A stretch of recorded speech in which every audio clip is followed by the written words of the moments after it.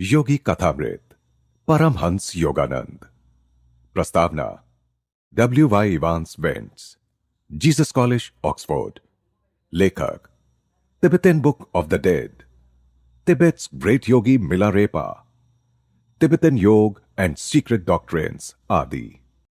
योगानंद जी की आत्मकथा का महत्व इस तथ्य के प्रकाश में बहुत अधिक बढ़ जाता है कि यह भारत के ज्ञानी पुरुषों के विषय में अंग्रेजी में मौलिक रूप से लिखी गई गिनी चुनी पुस्तकों में से एक है, जिसके लेखक महोदय ना तो पत्रकार हैं और ना कोई विदेशी, बल्कि वे स्वयं वैसे ही ज्ञानी महापुरुषों में से एक हैं। सारांश यह कि योगियों के विषय में स्वयं एक योगी द्वारा लिखी गई यह पुस्तक है। एक प्रत्यक्षदर्शी के नाते आधुनिक हिंदू संतों की असाधारण जीवन कथाओं एवं अलौकिक शक्तियों के वर्णनों से युक्त इस पुस्तक का सामयिक और सर्वकालिक दोनों दृष्टियों से महत्व है। इस पुस्तक के प्रख्यात लेखक, जिनसे परिचित होने का सौभाग्य भारत तथा अमेरिका में मुझे प्राप्त हुआ था, के प्रति हर पाठक श्रद्धावनत और कृतज्ञ रहेगा। निसंदेह उनकी असाधारण जीवन कथा हिंदू मन तथा हृदय की गहराइयों एवं भारत की आध्यात्मिक संपदा पर अत्यधिक प्रकाश डालने वाली पश्चिम में प्रकाशित पुस्तकों में से एक है। योगी कथामृत, पहला अध्याय। मेरे माता पिता एवं मेरा बचपन। परम सत्य की खोज और उसके साथ जुड़ा गुरु शिष्य संबंध प्राचीन काल से ही भारतीय संस्कृति की विशेषता रही है। इस खोज के मेरे अपने मार्ग ने मुझे एक भगवत स्वरूप सिद्ध पुरुष के पास पहुंचा दिया, जिनका सुघड़ जीवन युग युगांतर का आदर्श बनने के लिए ही तराशा हुआ था। वे उन महान विभूतियों में से एक थे जो भारत का सच्चा वैभव रहे हैं। ऐसे सिद्ध पुरुषों ने ही हर पीढ़ी में अवतरित होकर अपने देश को प्राचीन मिस्र यानी इजिप्ट एवं बेबीलोन के समान दुर्गति को प्राप्त होने से बचाया है। मुझे याद आता है, मेरे शैशव काल में पिछले जन्म की घटनाओं की स्मृतियां मेरे स्मृति पटल पर उभर रही थीं। तथापि ये स्मृतियां उन घटनाओं के घटित होने के क्रम के अनुसार नहीं थीं।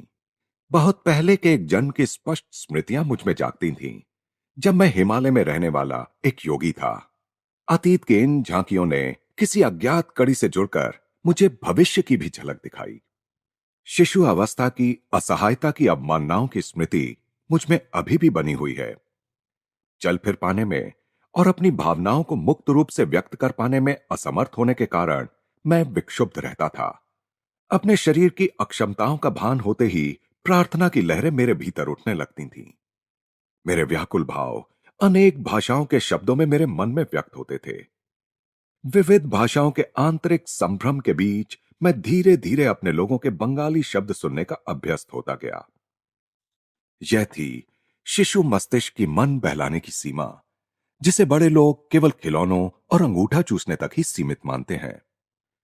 इस मानसिक विक्षुब्धता और मेरा साथ न देने वाले शरीर के कारण कई बार मैं झल्लाकर आकुलता से रो पड़ता था।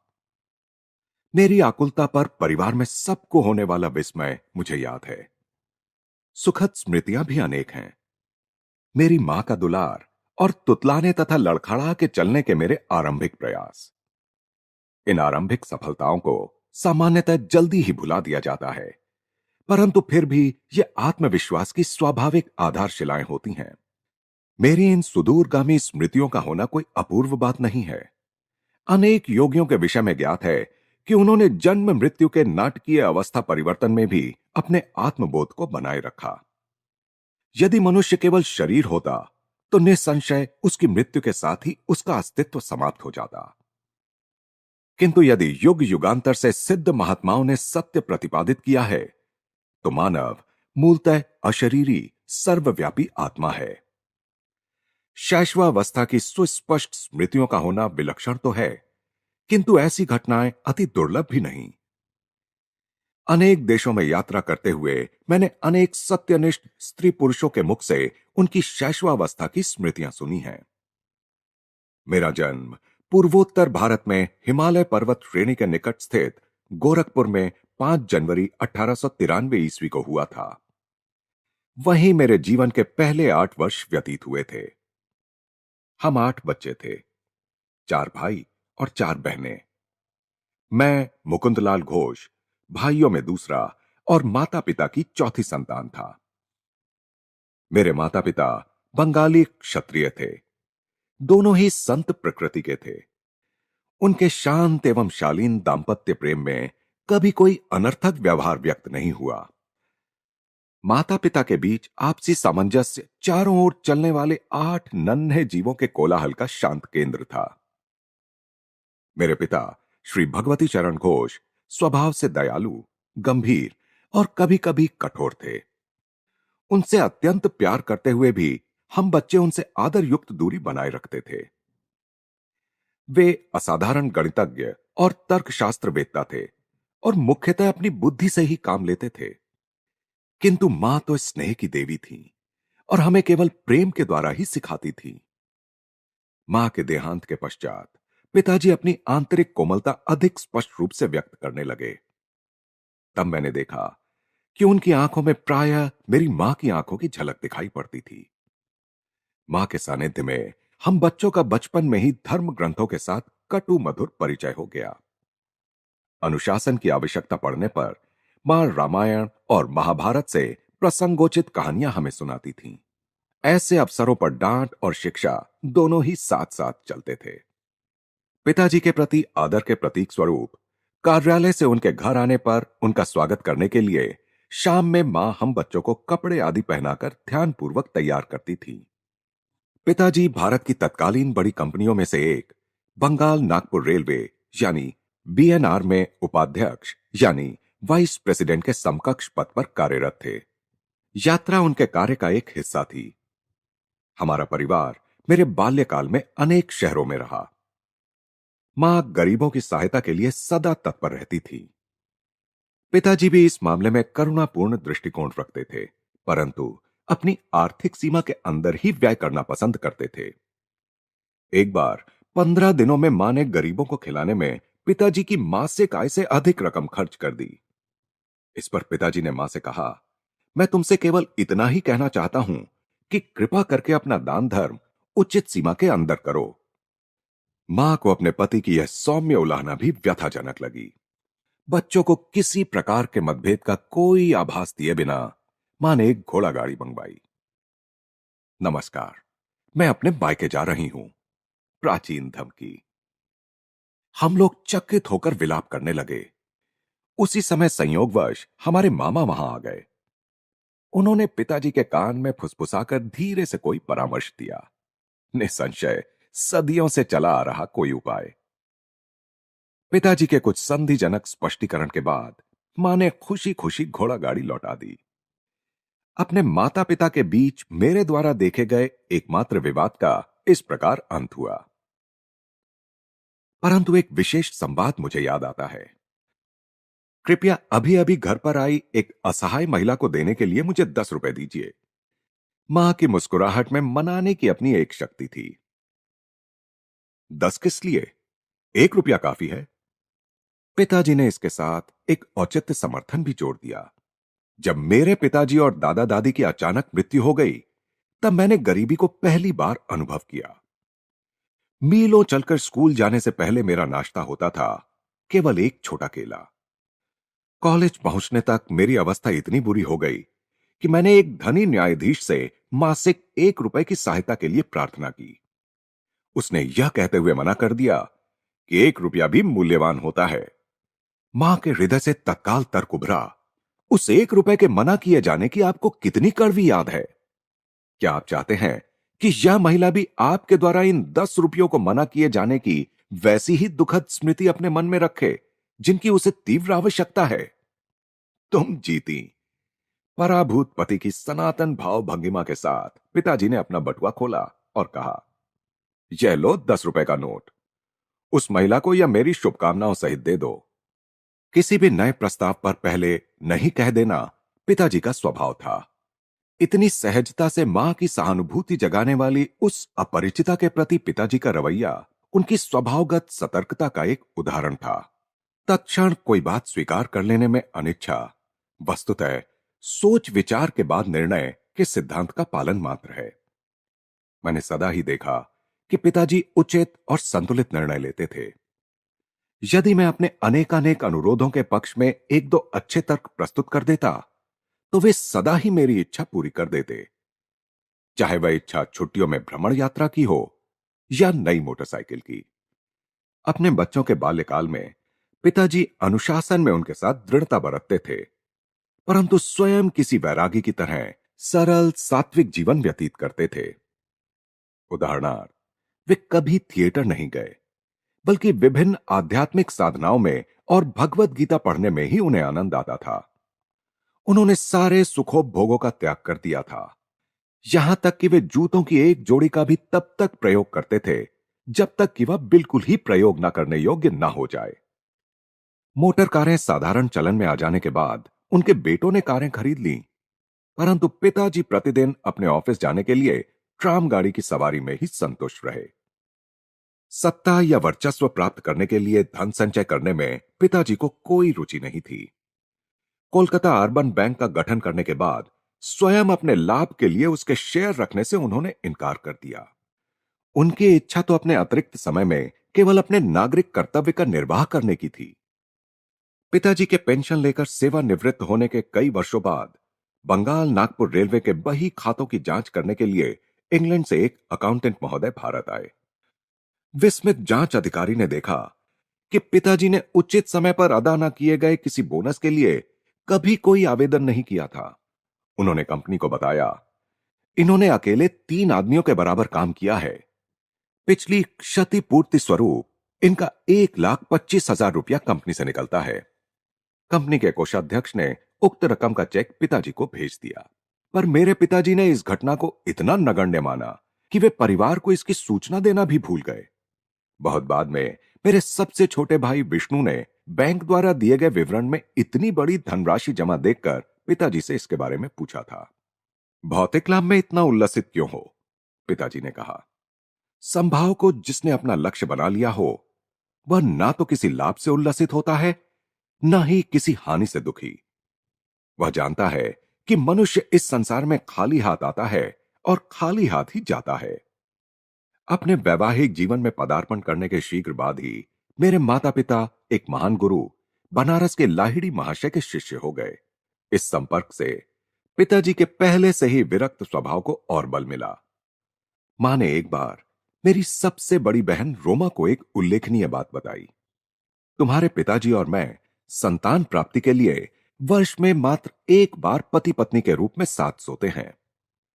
पिताजी लाहिड़ी महाशय से अविनाश बाबू के माध्यम से मिले थे। अविनाश बाबू बंगाल नागपुर रेलवे के एक कर्मचारी थे। गोरखपुर में मेरे बचपन में अविनाश बाबू मुझे अनेक भारतीय संतों की मन को तल्लीन कर देने वाली कहानियां सुनाया करते थे। वे सदा अपने गुरु की श्रेष्ठतर महिमा के विषय में श्रद्धा पूर्वक कुछ ना कुछ कहकर ही अपनी कहानी समाप्त करते थे। तुमने कभी सुना है किन असाधारण परिस्थितियों में तुम्हारे पिताजी लाहिड़ी महाशय के शिष्य बने थे? गर्मियों के मौसम में एक अलसाए दिन मैं और अविनाश बाबू मेरे घर के अहाते में बैठे थे। तब उन्होंने मेरी उत्सुकता जगाने वाला यह प्रश्न मुझसे किया। मैंने आशा भरी मुस्कुराहट के साथ ना में सिर हिलाया। तुम्हारे जन्म से कई वर्ष पहले मैंने अपने वरिष्ठ अधिकारी अर्थात तुम्हारे पिताजी से अपने गुरु का दर्शन करने बनारस जाने के लिए 1 सप्ताह की छुट्टी देने की याचना की, पर तुम्हारे पिताजी ने मेरी इच्छा का उपहास किया। उन्होंने कहा, क्या तुम धार्मिक कट्टरवादी बनना चाहते हो? यदि जीवन में आगे बढ़ना चाहते हो तो अपने काम पर ध्यान दो। झाड़ियों में से गुजरती एक पगडंडी से उस दिन उदास मन लिए मैं घर जा रहा था कि पालकी पर सवार तुम्हारे पिताजी से मेरी मुलाकात हो गई। उन्होंने पालकी और नौकरों को विदा कर दिया और मेरे साथ चलने लगे।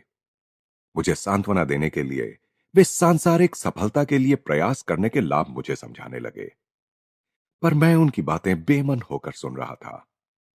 मेरा हृदय बार बार यही पुकार रहा था, लाहिड़ी महाशय, मैं आपके दर्शन के बिना जी नहीं सकता। हम लोग चलते चलते एक सुनसान मैदान के किनारे पहुंच गए, जहां सांध्यकालीन सूर्य की किरणें लहराती ऊंची जंगली घास पर चमक रही थी।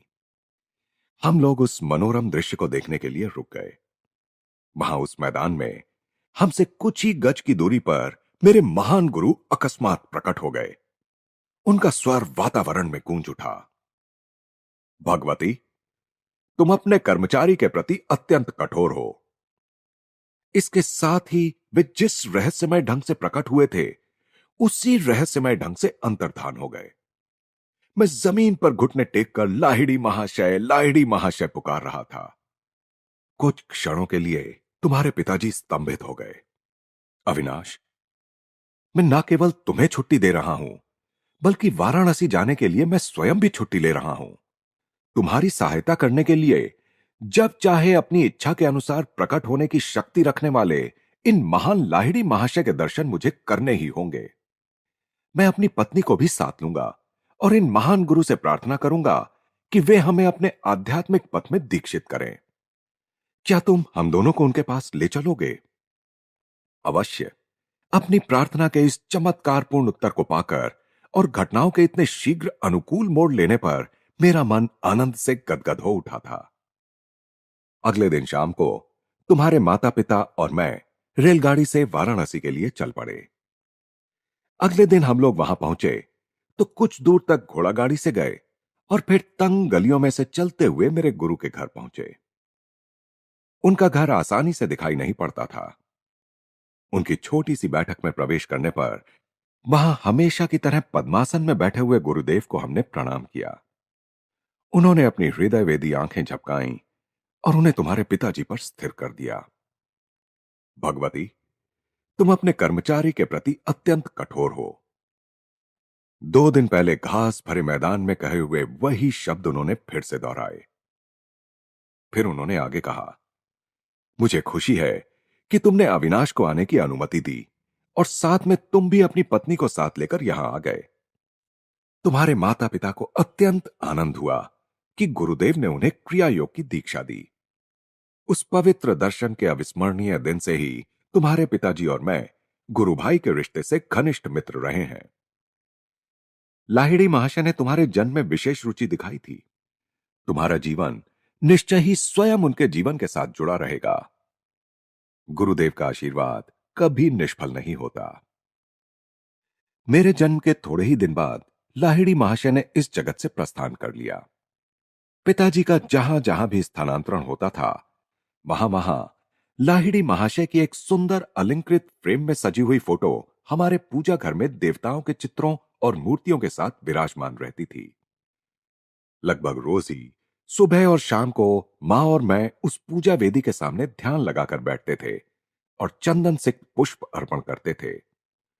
धूप और गुग्गल के साथ साथ अपनी संयुक्त भक्ति द्वारा हम उस ईश्वरत्व की पूजा करते थे जो लाहिड़ी महाशय में पूर्णतः अभिव्यक्त हुआ था।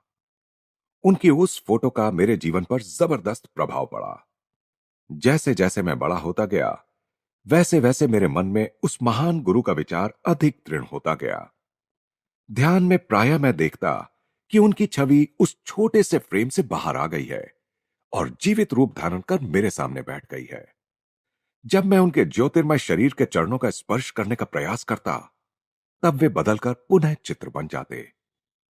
जब मैंने बाल्यावस्था से किशोरावस्था में प्रवेश किया, तो देखा कि फ्रेम में जकड़ी लाहिड़ी महाशय की छोटी सी छवि मेरे मन में जीवित ज्ञान प्रदायिनी उपस्थिति बनकर विराजमान हो चुकी है।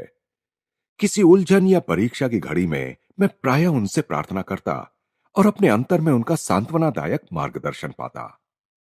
पहले पहले तो मुझे दुख होता था कि वे शारीरिक रूप में जीवित नहीं थे, किंतु जैसे जैसे मुझे उनकी गुप्त सर्वव्यापकता का पता चलता गया, वैसे वैसे मेरा दुख कम होता गया। अपने उन शिष्यों को जो उनके दर्शन के लिए अति लालायित रहते थे, वे प्रायः लिखा करते थे, जब मैं सदा तुम्हारे कूटस्थ यानी दिव्य दृष्टि की पहुंच में हूं, तो मेरे अस्थि मांस को देखने के लिए आने की क्या आवश्यकता है? लगभग 8 वर्ष की आयु में मुझे लाहिड़ी महाशय की फोटो के माध्यम से चमत्कारी स्वास्थ्य लाभ का आशीर्वाद प्राप्त हुआ। इस अनुभव ने मेरे प्रेम को और भी अधिक उत्कट कर दिया। जब मैं बंगाल के इच्छापुर में अपने पारिवारिक घर में रह रहा था, तब मुझे हैजा हो गया। मेरे बचने की कोई आशा नहीं रही। डॉक्टर कुछ भी नहीं कर पा रहे थे। मेरे बिस्तर के पास बैठी मां ने भाव विह्वलता के अतिरेक के साथ मेरे सिर के ऊपर टंगी लाहिड़ी महाशय की फोटो की ओर देखने का मुझे इशारा किया। उन्हें मन ही मन प्रणाम करो। वे जानती थीं कि प्रणाम करने के लिए हाथ उठाने की शक्ति मुझ में नहीं बची थी। यदि तुम सचमुच अपनी भक्ति प्रकट करोगे और अपने अंतर में उनका चरण स्पर्श करोगे तो तुम्हें जीवन दान मिल जाएगा। मैंने उनकी फोटो की ओर देखा तो वहां आंखें चौंधियाने वाला प्रखर प्रकाश दिखाई पड़ा, जिसने मेरे शरीर और पूरे कमरे को अपने में समा लिया। मेरी मिचलाहट और अन्य अनियंत्रणीय लक्षण समाप्त हो गए। मैं स्वस्थ हो गया। तत्क्षण ही मुझ में इतनी शक्ति आ गई कि अपने गुरु में अपार श्रद्धा रखने वाली मां का मैंने झुककर चरण स्पर्श किया। मां बार बार उस छोटी सी फोटो पर अपना माथा टेक रही थी। हे सर्वव्यापी गुरुदेव, मैं आपकी कृतज्ञ हूं कि आपके आलोक ने मेरे पुत्र को अच्छा कर दिया। मैं समझ गया कि उन्होंने भी उस तेजोमय ज्योति का दर्शन किया था, जिसकी महिमा से मैं उस साधारणतया प्राण घातक साबित होने वाली बीमारी से एकाएक अच्छा हो गया था। मेरे पास जो कुछ भी अनमोल चीजें हैं, उनमें एक वह फोटो भी है। स्वयं लाहिड़ी महाशय द्वारा पिताजी को दी गई यह फोटो एक पवित्र स्पंदन से युक्त है। इस फोटो के पीछे भी एक चमत्कारिक कहानी है। मैंने यह कहानी पिताजी के गुरु भाई काली कुमार राय से सुनी थी। ऐसा प्रतीत होता है कि लाहिड़ी महाशय को अपनी फोटो खिंचवाना अच्छा नहीं लगता था। एक बार उनके विरोध के बावजूद उनकी और उनके कई शिष्यों की, जिनमें काली कुमार राय भी शामिल थे, एक सामूहिक फोटो खींची गई। पर उस समय फोटोग्राफर के आश्चर्य की सीमा न रही जब उसने देखा कि उस फोटो में सब शिष्यों के चित्र तो एकदम स्पष्ट दिखाई दे रहे थे, परंतु बीच में जहां उसने लाहिड़ी महाशय का चित्र होने की सार्थक आशा की थी, वहां कोई आकृति नहीं थी। वह स्थान बिल्कुल खाली था। इस विस्मयकारी घटना पर खूब चर्चा हुई। एक शिष्य गंगाधर बाबू ने, जो एक कुशल फोटोग्राफर थे, डींग मारी कि लाहिड़ी महाशय चाहे जो कर लें, वे उनकी फोटो अवश्य खींच सकते हैं। अगले दिन प्रातःकाल जब गुरुदेव लकड़ी की बेंच पर पद्मासन में बैठे थे और उनके पीछे एक कपड़े का पर्दा भी लगा दिया गया था, तब गंगाधर बाबू अपने साथ सामान के साथ वहां पहुंच गए। सफलता के लिए सारी सावधानियां बरतते हुए उन्होंने उत्कंठापूर्वक 12 फोटो खींची, किंतु शीघ्र ही उन्हें दिखाई पड़ा कि हर प्लेट पर लकड़ी की बेंच और पर्दे का चित्र तो स्पष्ट है, पर गुरुदेव की आकृति का पुनः कहीं पता नहीं।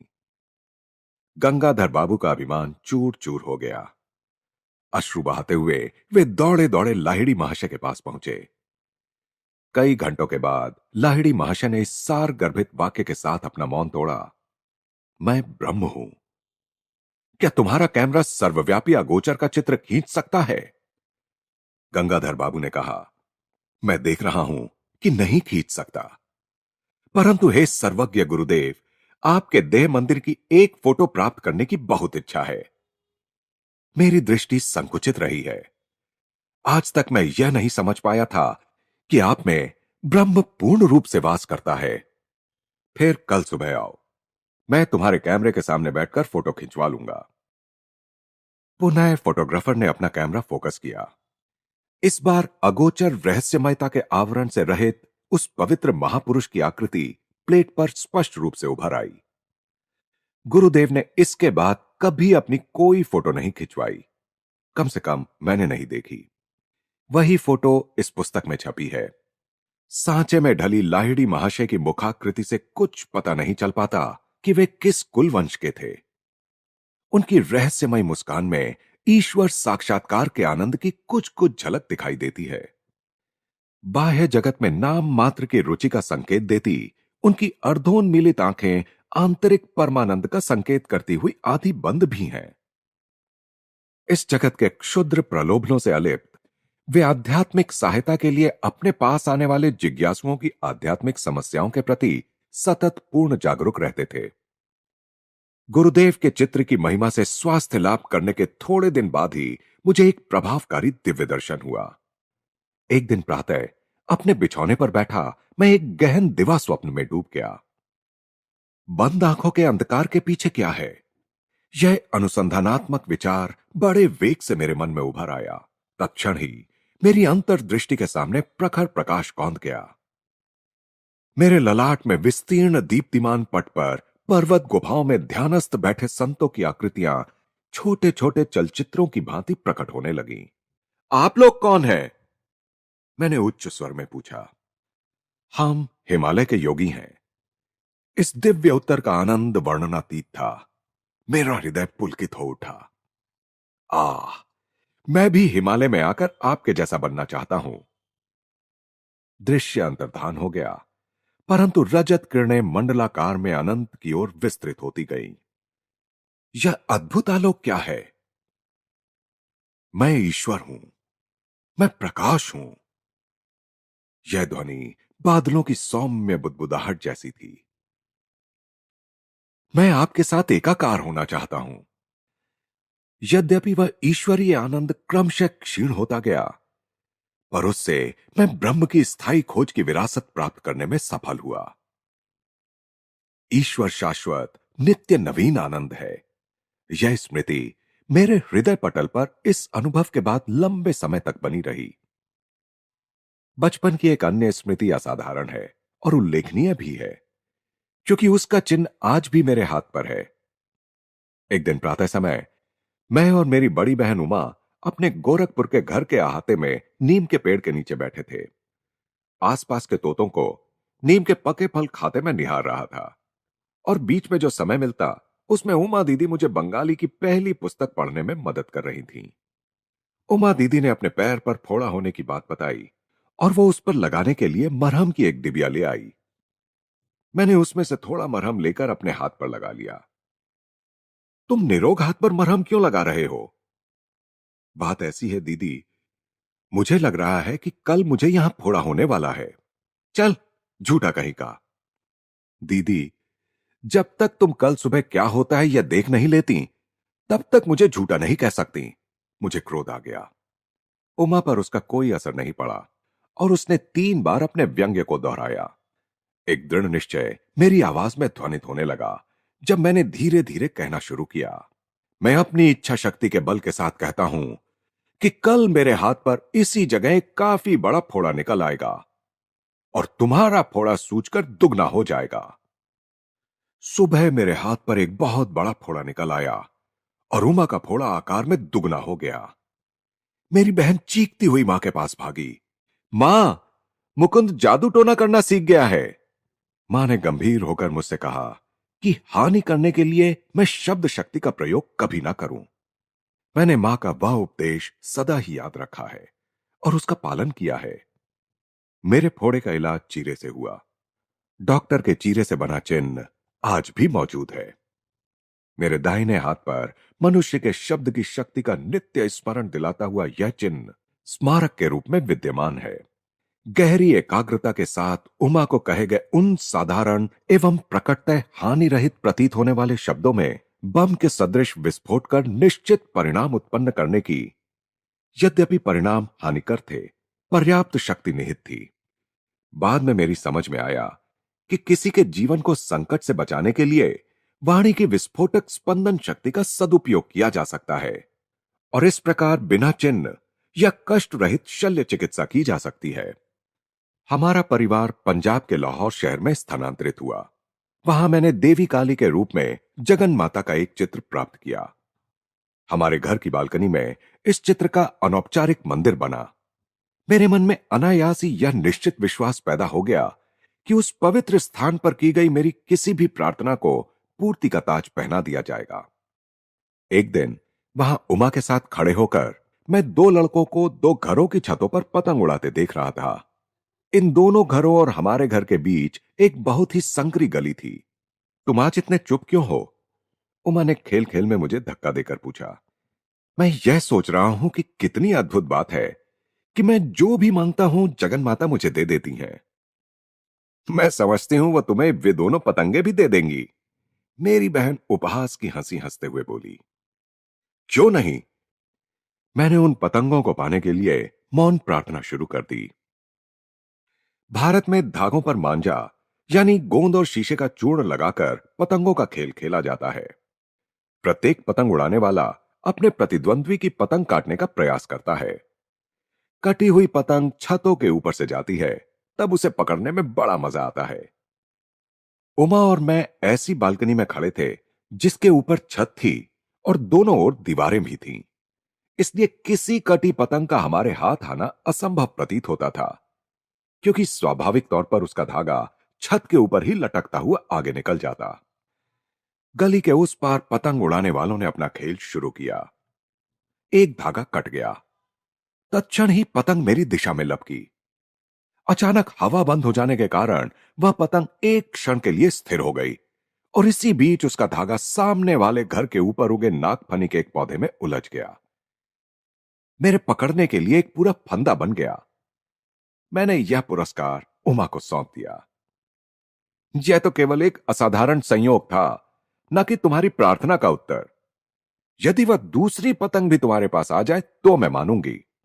दीदी की काली आंखों से उनके शब्दों की अपेक्षा कहीं अधिक विस्मय प्रकट हो रहा था।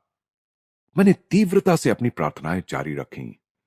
उस दूसरे पतंग उड़ाने वाले के जोर से झटका मारने के कारण उसका धागा भी टूट गया। हवा में नाचती हुई पतंग मेरी ओर आने लगी। मेरे सहायक नागफनी के पौधे ने फिर से धागे को उलझाकर आवश्यक फंदा बना दिया ताकि मैं उसे पकड़ सकूं। मैंने अपना यह दूसरा पुरस्कार भी उमा को भेंट कर दिया। सचमुच जगन माता तुम्हारी प्रार्थना सुनती हैं। यह सब मेरे लिए विलक्षण है। दीदी भयभीत मृगशावक की भांति भाग गई। दूसरा अध्याय, मां का देहांत और अलौकिक तावीज। मेरी मां की सबसे बड़ी इच्छा मेरे बड़े भाई के विवाह की थी। आहा, जब मैं अनंत की पत्नी का मुख देखूंगी तब मुझे इस धरती पर ही स्वर्ग मिल जाएगा। इन शब्दों में मां को अपने वंश को आगे चलाने की प्रबल भारतीय भावना व्यक्त करते मैं प्रायः सुनता था। अनंत की सगाई के समय मैं लगभग 11 वर्ष का था। मां कोलकाता में अत्यंत उल्लास से विवाह की तैयारियों में जुटी हुई थी। केवल पिताजी और मैं ही उत्तरी भारत में स्थित बरेली में अपने घर में रह गए थे, जहां लाहौर में 2 वर्ष रहने के बाद पिताजी का स्थानांतरण हो गया था। इसके पूर्व मैं अपनी 2 बड़ी बहनों रमा और उमा के विवाहों का ठाट बाट देख चुका था, किंतु घर में सबसे बड़ा पुत्र होने के नाते अनंत के विवाह की तैयारियां तो और भी बड़े स्तर पर हो रही थीं। मां प्रतिदिन दूर दूर से कोलकाता पहुंचते सगे संबंधियों की आवभगत करने में व्यस्त थीं। मां ने 50 एमहर्स्ट स्ट्रीट में लिए गए एक नए विशाल घर में उन सबके आराम पूर्वक ठहरने की व्यवस्था की थी। सारी तैयारियां पूरी हो चुकी थीं। विवाह भोज के लिए नानाविध व्यंजन, बारात के साथ अनंत को ले जाने के लिए पालकी, रंग बिरंगी बत्तियों की कतारें, गत्ते के विशालकाय हाथी और ऊंट, अंग्रेजी, स्कॉटिश और हिंदुस्तानी बैंड बाजे, पेशेवर गायक तथा नर्तक, विवाह विधि संपन्न कराने के लिए पंडित पुरोहित, सब कुछ तैयार था। मंगलोत्सव के उत्साह से भरे हुए पिताजी और मैं समय पर विवाह के लिए पहुंचने का विचार कर रहे थे, परंतु उस शुभ दिन से थोड़े ही पहले मैंने एक अमंगल सूचक दृश्य ध्यान में देखा। यह बरेली में अर्धरात्रि के समय था। मैं पिताजी के साथ अपने बंगले के बरामदे में सोया हुआ था। पलंग पर लगी मच्छरदानी की विचित्र फड़फड़ाहट की सी ध्वनि से मेरी नींद खुल गई। पतली मच्छरदानी के पर्दे खुल गए और मुझे अपनी प्रिय मां दिखाई पड़ी। अपने पिताजी को जगाओ। मां की आवाज केवल एक फुसफुसाहट की तरह लगी। आज ही भोर को 4 बजे यहां से चलने वाली पहली गाड़ी पकड़ो। यदि मुझे देखना चाहते हो तो जल्दी करो। इसके बाद वह छाया मूर्ति अदृश्य हो गई। पिताजी, पिताजी, मां प्राण त्याग रही हैं। मेरे आर्त स्वर में व्याप्त भयाकुलता ने उन्हें तत्क्षण जगा दिया। सुबकते हुए मैंने उन्हें सारी घटना सुना दी। अपने स्वभाव के अनुसार इस स्थिति को अस्वीकार करते हुए उन्होंने मुझसे कहा, चिंता की कोई बात नहीं, यह तुम्हारे मन का भ्रम मात्र है। तुम्हारी मां बिल्कुल ठीक है। यदि कोई दुखद समाचार मिल ही गया तो हम लोग कल चल पड़ेंगे। यदि आप अभी तुरंत नहीं चले तो अपने आप को आप कभी क्षमा नहीं कर पाएंगे। तीव्र व्यथा के कारण मेरे मुंह से ये शब्द भी निकल पड़े, और ना ही मैं आपको कभी क्षमा करूंगा। विषादपूर्ण प्रातःकाल स्पष्ट संदेश लेकर आया। मां गंभीर रूप से अस्वस्थ, विवाह स्थगित, तुरंत आइए। पिताजी और मैं हतबुद्धि होकर निकल पड़े। रास्ते में जहां गाड़ी बदलनी पड़ती थी वहां मेरे एक चाचा हम लोगों से मिले। आकार में बड़ी बड़ी होती जाती एक रेलगाड़ी वज्र गर्जन के साथ हमारी ओर आ रही थी। आंतरिक क्षुब्धता के कारण अपने आप को गाड़ी के आगे झोंक देने का निश्चय अचानक मेरे मन में उठा। मुझे लगा कि मां की छत्र छाया से वंचित हो जाने के बाद अब अचानक पूर्णतः उजड़ गए इस संसार को सहने की क्षमता मुझ में नहीं है। मैं मां से इस संसार में सबसे प्रिय मित्र के रूप में प्यार करता था। उनके सांत्वनादायक काले नयन बचपन की छोटी छोटी व्यथा वेदनाओं के समय मेरा एकमात्र आश्रय थे। क्या मां अभी तक जीवित हैं? चाचा से एक अंतिम प्रश्न करने के लिए मैं रुक गया। चाचा को मेरे चेहरे पर छाई अधीरता को भांप लेने में तनिक भी देर नहीं लगी। निसंशय वे जीवित हैं, पर मुझे उन पर थोड़ा भी विश्वास नहीं हुआ। हम कोलकाता में घर पहुंचे तो हमें मृत्यु के अचेतन करने वाले रहस्य का सामना करना पड़ा। मैं मृत प्राय सा होकर गिर पड़ा। किसी प्रकार की सांत्वना को मेरे हृदय का स्पर्श भी कर पाने के लिए कई वर्ष लग गए। मेरी आर्त पुकारों ने साक्षात स्वर्ग के द्वारों को हिला दिया। आखिर जगत जननी को आना ही पड़ा। उनके स्नेह स्निग्ध शब्दों ने मेरे रिश्ते घावों को भर दिया। वह मैं ही थी जिसने जन्म जन्मांतर में अनेक माताओं की स्नेह वत्सलता के माध्यम से तुम्हारी देखभाल की। खोए हुए जिन दो सुंदर काले नयनों को तुम ढूंढ रहे हो, उन्हें मेरी आंखों में देखो। परम प्रिय मां के श्राद्ध कर्म के बाद शीघ्र ही पिताजी और मैं बरेली लौट आए। अतीत की स्मृति में प्रतिदिन भोर में ही मैं अपने बंगले के सामने स्थित नरम हरित स्वर्णिम हरियाली को छाया देते खड़े पारिजात वृक्ष की दुखार्त होकर तीर्थ यात्रा करता। कभी कभी काव्यमय क्षणों में मैं सोचता था कि पारिजात के श्वेत पुष्प अपनी अंतर्जात भक्ति से हरित तृण वेदी पर अपने आप को बिखेर रहे हैं। ओस बिंदुओं के साथ अपने अश्रु बिंदुओं को मिलाते हुए मैं प्रायः ऊषा से लोकोत्तर अलौकिक प्रकाश निकलता देखा करता। ईश्वर को पाने की तीव्र कसक से मैं तड़प उठता। हिमालय चले जाने की प्रबल इच्छा मुझ में जाग उठी। मेरे एक चचेरे भाई हिमालय की पावन पर्वत श्रेणियों की यात्रा कर हमारे यहां बरेली आए। योगियों और स्वामियों के उस उच्च पर्वत निवास स्थान की कहानियां मैंने उनसे उत्सुकता पूर्वक सुनी। चलो हिमालय भाग चलें। यह प्रस्ताव एक दिन मैंने बरेली में अपने मकान मालिक के पुत्र द्वारका प्रसाद के समक्ष रखा, परंतु वह ऐसे विचारों से सहमत नहीं था। उसने मेरे इस विचार से मेरे बड़े भाई को अवगत करा दिया, जो उसी समय पिताजी से मिलने के लिए वहां आए थे। एक छोटे बच्चे की इस अव्यावहारिक योजना को हंसकर टाल देने के बदले अनंत ने मेरा उपहास करने का निश्चय कर लिया। तुम्हारे गेरुए कपड़े कहां हैं? उनके बिना तो तुम स्वामी नहीं बन सकते। परंतु उनके इन शब्दों से मैं अबोधगम्य रूप से पुलकित हो उठा। उन शब्दों ने एक स्पष्ट चित्र मेरी दृष्टि के सामने खड़ा कर दिया कि मैं सन्यासी बनकर भारत भ्रमण कर रहा हूं। शायद उन शब्दों ने किसी पूर्व जन्म की स्मृतियों को जगा दिया था। चाहे जो बात हो, पर मुझे यह तो पता चल गया कि प्राचीन सन्यास परंपरा का गेरुआ वस्त्र मैं अत्यंत स्वाभाविक सहजता के साथ धारण कर सकूंगा। एक दिन द्वारका के साथ बातचीत करते हुए मैंने अनुभव किया कि हिमस्खलन के समान प्रचंड वेग से ईश्वर प्रेम की धारा मुझ में उतर रही है। इसके फलस्वरूप शब्दों का जो धारा प्रवाह मुझसे बहने लगा, उसकी ओर द्वारका का तो विशेष ध्यान नहीं था, पर मैं पूरे मन से अपने आप को सुन रहा था। उसी दिन दोपहर को मैं हिमालय की तलहटी में स्थित पहाड़ियों में बसे नैनीताल की ओर भाग गया। अनंत ने भी दृढ़ संकल्प के साथ मेरा पीछा किया और विवश होकर मुझे दुखी अंतःकरण के साथ बरेली वापस आना पड़ा। मुझे केवल एक ही तीर्थ यात्रा करने की अनुमति थी, और वह थी प्रतिदिन प्रातः की पारिजात वृक्ष की तीर्थ यात्रा। मेरा हृदय अपनी खोई हुई दोनों माताओं के लिए मूक रुदन करता रहा। एक मानवी माता, दूसरी जगन माता। मां के स्वर्गवास से परिवार में जो रिक्तता उत्पन्न हो गई, वह कभी भरी नहीं जा सकती थी। अपने जीवन के लगभग 40 शेष वर्षों में पिताजी ने दूसरा विवाह नहीं किया। अपने बाल वृंद के माता पिता की कठिन भूमिका उन्होंने स्वयं ही स्वीकार कर ली, और इसके निर्वाह में वे हमारे साथ अधिक कोमल हृदय, अधिक मिलनसार बन गए। शांति और सूझबूझ के साथ ही वे विभिन्न पारिवारिक समस्याओं को हल करते। कार्यालय से आने के पश्चात वे किसी विरक्त की भांति अपने कक्ष में चले जाते और आनंदपूर्ण प्रशांति में क्रिया योग का अभ्यास करते।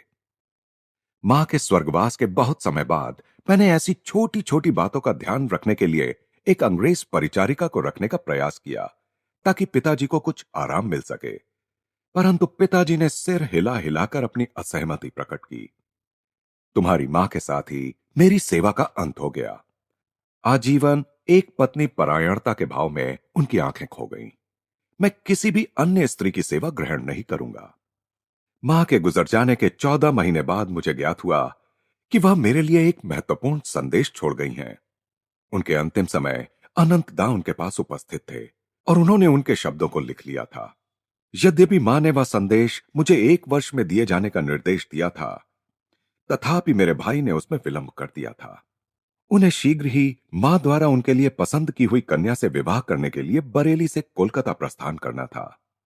एक दिन संध्या को उन्होंने मुझे अपने पास बुलाया।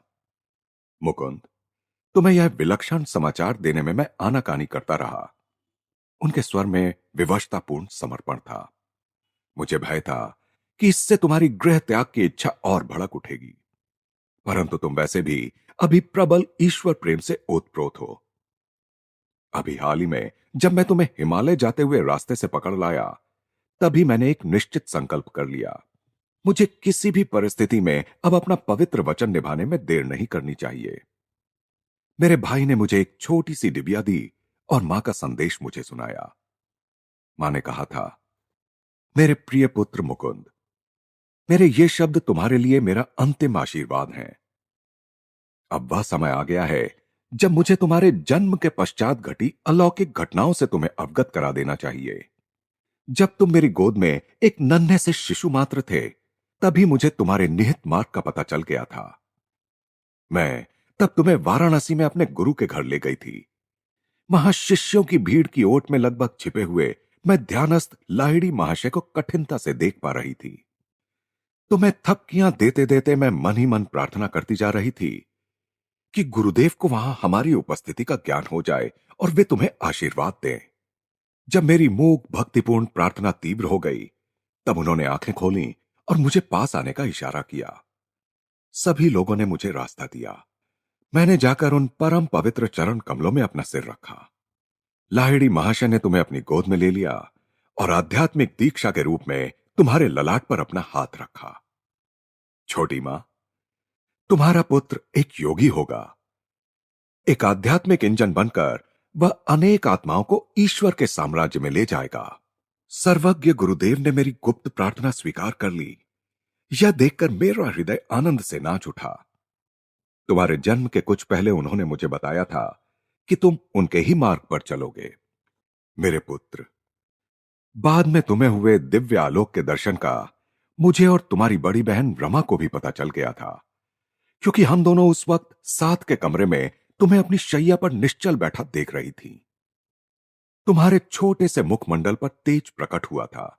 जब तुम भगवान को खोजने के लिए हिमालय जाने की बात कर रहे थे, तब तुम्हारी आवाज में अत्यंत दृढ़ निश्चय ध्वनित हो रहा था। इन सब माध्यमों से मेरे पुत्र, मैं समझ गई थी कि तुम्हारा मार्ग सांसारिक महत्वाकांक्षाओं से दूर है। मेरे जीवन की एक अद्वितीय घटना ने तो इस पर निश्चितता की मुहर लगा दी। वही घटना आज मुझे मृत्युशैया से यह संदेश तुम्हें देने के लिए विवश कर रही है। यह घटना है पंजाब में एक साधु के दर्शन की। जब हमारा परिवार लाहौर में रहता था, तब एक दिन प्रातःकाल नौकर मेरे कमरे में आया। मालकिन, एक अजीब साधु द्वार पर आया है। कहता है कि उसे मुकुंद की मां से ही मिलना है। इन सीधे सरल शब्दों से मेरे भीतर कोई तार झंकृत हो उठा। मैं तुरंत साधु से मिलने बाहर गई। उनके चरणों में प्रणाम करते समय मैं समझ गई कि मेरे सामने कोई सच्चा सिद्ध पुरुष खड़ा है। उन्होंने कहा, माता, महान गुरुजन तुम्हें यह बता देना चाहते हैं कि इस पृथ्वी पर तुम्हारा वास अब अधिक दिन नहीं रहेगा। तुम्हारी अगली बीमारी तुम्हारे लिए अंतिम सिद्ध होगी। इसके पश्चात थोड़ी देर वे मौन रहे। उस मौन के दौरान मैंने कोई भय या संकट नहीं, बल्कि महान शांति अनुभव की। अंततः वे फिर कहने लगे, तुम्हें अपने पास अमानत के रूप में रखने के लिए चांदी का एक तावीज दिया जाएगा। वह आज मैं तुम्हें नहीं दूंगा, मेरे कथन को सत्य प्रमाणित करने के लिए कल जब तुम ध्यान कर रही होगी, तब वह तुम्हारे हाथों में मूर्त रूप धारण कर लेगा।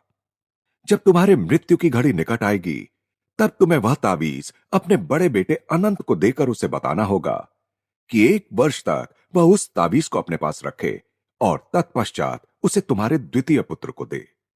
महापुरुषों से प्राप्त उस तावीज के मर्म को मुकुंद समझ लेगा। उसे वह तावीज तब मिलना चाहिए जब वह सारी सांसारिक आशा आकांक्षाओं का परित्याग कर प्राणपण से ईश्वर की खोज करने के लिए प्रस्तुत हो रहा हो। जब वह तावीज कुछ वर्षों तक उसके पास रह चुका होगा और जब उसका उद्देश्य पूरा हो चुका होगा, तब वह अपने आप अदृश्य हो जाएगा। गुप्त से अति गुप्त स्थान में भी वह रखा हो, तब भी वह जहां से आया था वहीं वापस चला जाएगा। मैंने उस साधु को भिक्षा अर्पण कर परम भक्तिभाव से नमन किया। भिक्षा ग्रहण न कर मुझे आशीर्वाद देकर वे चले गए। अगले दिन संध्या को जब मैं हाथ जोड़कर ध्यान में बैठी थी, तब चांदी का एक तावीज मेरी हथेलियों के बीच में प्रकट हो गया, जैसा साधु ने कहा था। उसके शीतल चिकने स्पर्श से मुझे उसके प्रकट होने का ज्ञान हो गया। मैंने 2 वर्षों से अधिक समय तक इसे सावधानी पूर्वक संभाल कर रखा और अब इसे अनंत के पास छोड़े जा रही हूं। मेरे लिए कोई शोक मत करना, क्योंकि मुझे मेरे गुरुदेव ईश्वर की गोद में पहुंचा देंगे। अच्छा मेरे बच्चे, अब मैं चलती हूं। जगन माता तेरी रक्षा करेंगी। तावीज मेरे हाथ में आते ही ज्ञान का उज्जवल प्रकाश मुझ पर छा गया। अनेक सुप्त स्मृतियां जाग उठीं। तावीज गोल, दिखने में कुछ विचित्र सा और प्राचीन लगता था। उस पर संस्कृत के अक्षर खुदे हुए थे। मैं समझ गया कि इस जन्म के जीवन पथ पर भी अदृश्य रूप से मेरा मार्गदर्शन करने वाले मेरे पूर्व जन्मों के गुरुओं ने इसे भेजा था। इसका एक और अधिक गहन अभिप्राय भी था, परंतु तावीज के भीतरी रहस्य का भेद खोल देना उचित नहीं होगा। मेरे जीवन की अत्यंत दुखद घटनाओं के बीच वह तावीज अंततः किस प्रकार अदृश्य हो गया और उसका अदृश्य होना किस प्रकार मेरे लिए गुरु लाभ का सूचक सिद्ध हुआ, इसका वर्णन इस प्रकरण में करने की आवश्यकता नहीं। किंतु हिमालय जाने की अपनी चेष्टाओं में बार बार असफल किया गया यह बालक तावीज के पंखों पर सवार होकर प्रतिदिन दूर दूर तक यात्रा कर लेता था। 3रा अध्याय, द्विशरीरी संत। पिताजी, यदि मैं बिना किसी दबाव के घर लौटने का वचन दूं, तो क्या दर्शन यात्रा के लिए बनारस जा सकता हूं? मेरे यात्रा प्रेम में पिताजी शायद ही कभी बाधा बनते थे। मेरी किशोरावस्था में भी अनेक शहरों और तीर्थ स्थलों की यात्रा करने की अनुमति वे मुझे दे देते थे। साधारणतया मेरे साथ मेरे एक या अधिक मित्र होते। पिताजी द्वारा प्रदत्त प्रथम श्रेणी के पासों पर हम लोग आराम पूर्वक यात्रा करते। हमारे परिवार के खाना बदोश लोगों के लिए पिताजी का रेलवे अधिकारी का पद पूर्णतः संतोषप्रद था। पिताजी ने मेरे अनुरोध पर यथोचित विचार करने का वचन दिया। दूसरे दिन मुझे अपने पास बुलाकर उन्होंने बरेली से बनारस जाने आने का एक पास, 1 रुपए के कुछ नोट और 2 पत्र देते हुए कहा, मुझे बनारस के अपने मित्र केदारनाथ बाबू को एक कार्य के विषय में कुछ प्रस्ताव भेजना है। दुर्भाग्यवश उनके पते का कागज मैंने कहीं खो दिया है, परंतु मुझे विश्वास है कि हम दोनों के मित्र स्वामी प्रणवानंद की सहायता से तुम यह पत्र उन तक पहुंचा सकोगे। स्वामी जी मेरे गुरु भाई हैं। उन्होंने अति उन्नत आध्यात्मिक अवस्था प्राप्त कर ली है। उनके संग से तुम्हें भी लाभ होगा। यह दूसरा पत्र उन्हें तुम्हारा परिचय देगा। साथ में यह कहते हुए पिताजी की आंखें चमक उठीं। याद रखो, अब फिर कभी घर से नहीं भागना, समझे? अपनी 12 वर्ष की आयु के उत्साह के साथ मैं निकल पड़ा। यद्यपि समय ने नवीन दृश्यों और अपरिचित व्यक्तियों से मुझे मिलने वाले आनंद में अभी भी कोई कमी नहीं आने दी है। बनारस पहुंचते ही मैं सीधे स्वामी जी के निवास स्थान की ओर चल पड़ा। सामने का द्वार खुला था। मैं दूसरी मंजिल पर स्थित एक लंबे हॉल नुमा कमरे में जा पहुंचा। फर्श से कुछ ऊंची उठी हुई एक चौकी पर एक स्थूलकाय व्यक्ति केवल एक अधो वस्त्र धारण किए हुए पद्मासन में बैठे थे। उनके होठों पर शांत सुंदर मुस्कान खेल रही थी। मेरे अवांछित प्रवेश के संकोच को दूर करने के लिए किसी चिर परिचित मित्र की भांति उन्होंने मेरा स्वागत किया।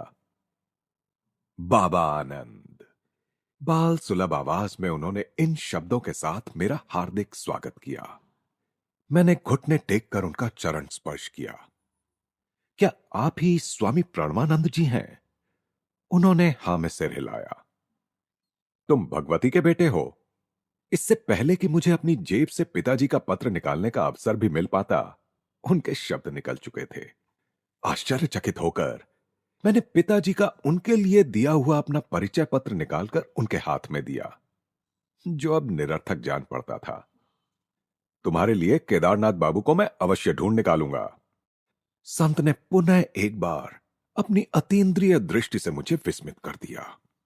तत्पश्चात उन्होंने पत्र पर एक दृष्टि डाली और मेरे पिताजी के संबंध में कुछ स्नेह भरे उद्गार व्यक्त किए। देखो, मुझे 2 पेंशनें मिलती हैं। एक तुम्हारे पिताजी की सिफारिश से, जिनके अधीन मैं रेलवे कार्यालय में काम करता था। दूसरी मेरे परम पिता के अनुग्रह से, जिनके लिए मैंने अपने जीवन के सांसारिक कर्तव्यों को अंतः प्रेरणा के अनुसार अपना सर्वोत्तम प्रयास करके पूर्ण कर दिया है। मुझे यह कथन अत्यंत गूढ़ लगा। परमपिता से आपको कैसी पेंशन मिलती है स्वामी जी? वे क्या धन आपकी गोद में डाल देते हैं? स्वामी जी हंस पड़े। पेंशन से मेरा अभिप्राय है अगाध शांति, अनेक वर्षों के गहन ध्यान का पुरस्कार। मुझे अब धन की कभी कोई इच्छा नहीं होती।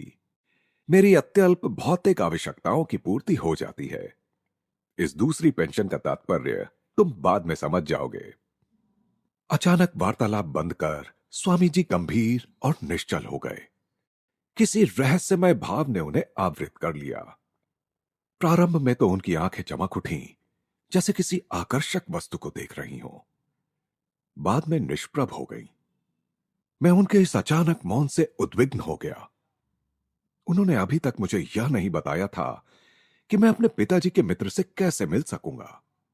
तनिक बेचैन होकर मैंने उस खाली कमरे में दृष्टि दौड़ाई, जिसमें हम दोनों के अतिरिक्त और कुछ भी नहीं था। जिस चौकी पर वे बैठे थे, उसके नीचे रखी उनकी काठ की खड़ाओं पर मेरी दृष्टि पड़ी। छोटे महाशय, चिंता मत करो। जिनसे तुम मिलना चाहते हो, वे आधे घंटे में यहां पहुंच जाएंगे। योगीवर मेरे मन को पढ़ रहे थे।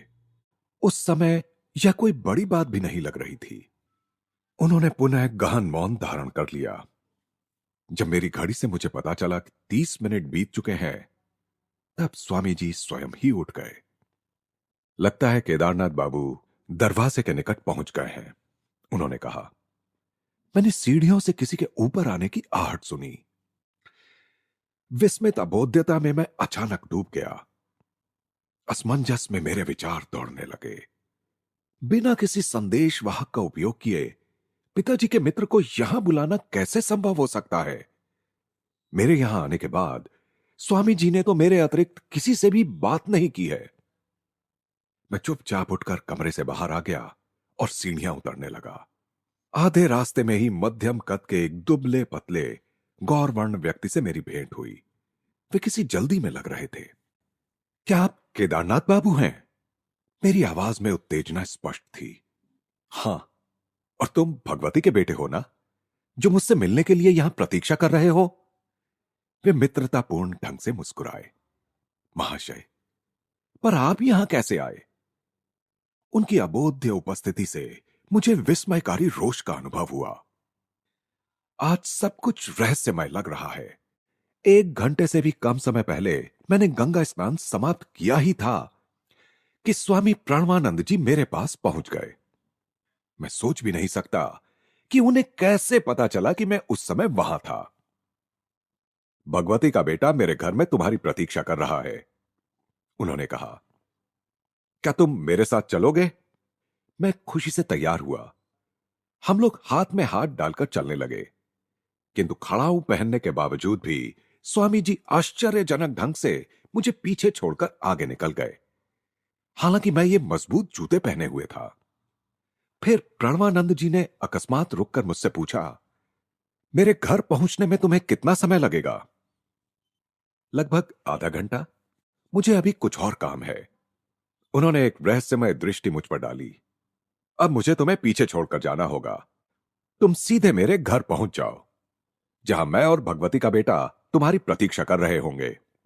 मैं उनसे कुछ कह सकूं इससे पहले ही वे तेजी से मेरे पास से निकल गए और भीड़ में अदृश्य हो गए।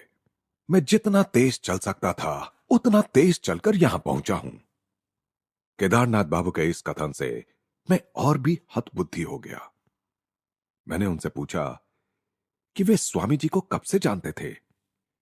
पिछले वर्ष तो हमारी कुछ मुलाकातें हुई थी, पर हाल में कभी भेंट नहीं हुई। आज पुनः स्नान घाट पर उनसे मिलकर मुझे बहुत खुशी हुई। मुझे अपने कानों पर विश्वास नहीं हो रहा है। मेरा दिमाग तो नहीं फिर रहा है। क्या आप उनसे मन दृष्टि में मिले थे या वास्तव में देखा था? उनके हाथ का स्पर्श किया था और उनकी पदचाप सुनी थी? तुम कहना क्या चाहते हो? गुस्से से उनका चेहरा तमतमा गया। मैं तुमसे झूठ नहीं बोल रहा हूं।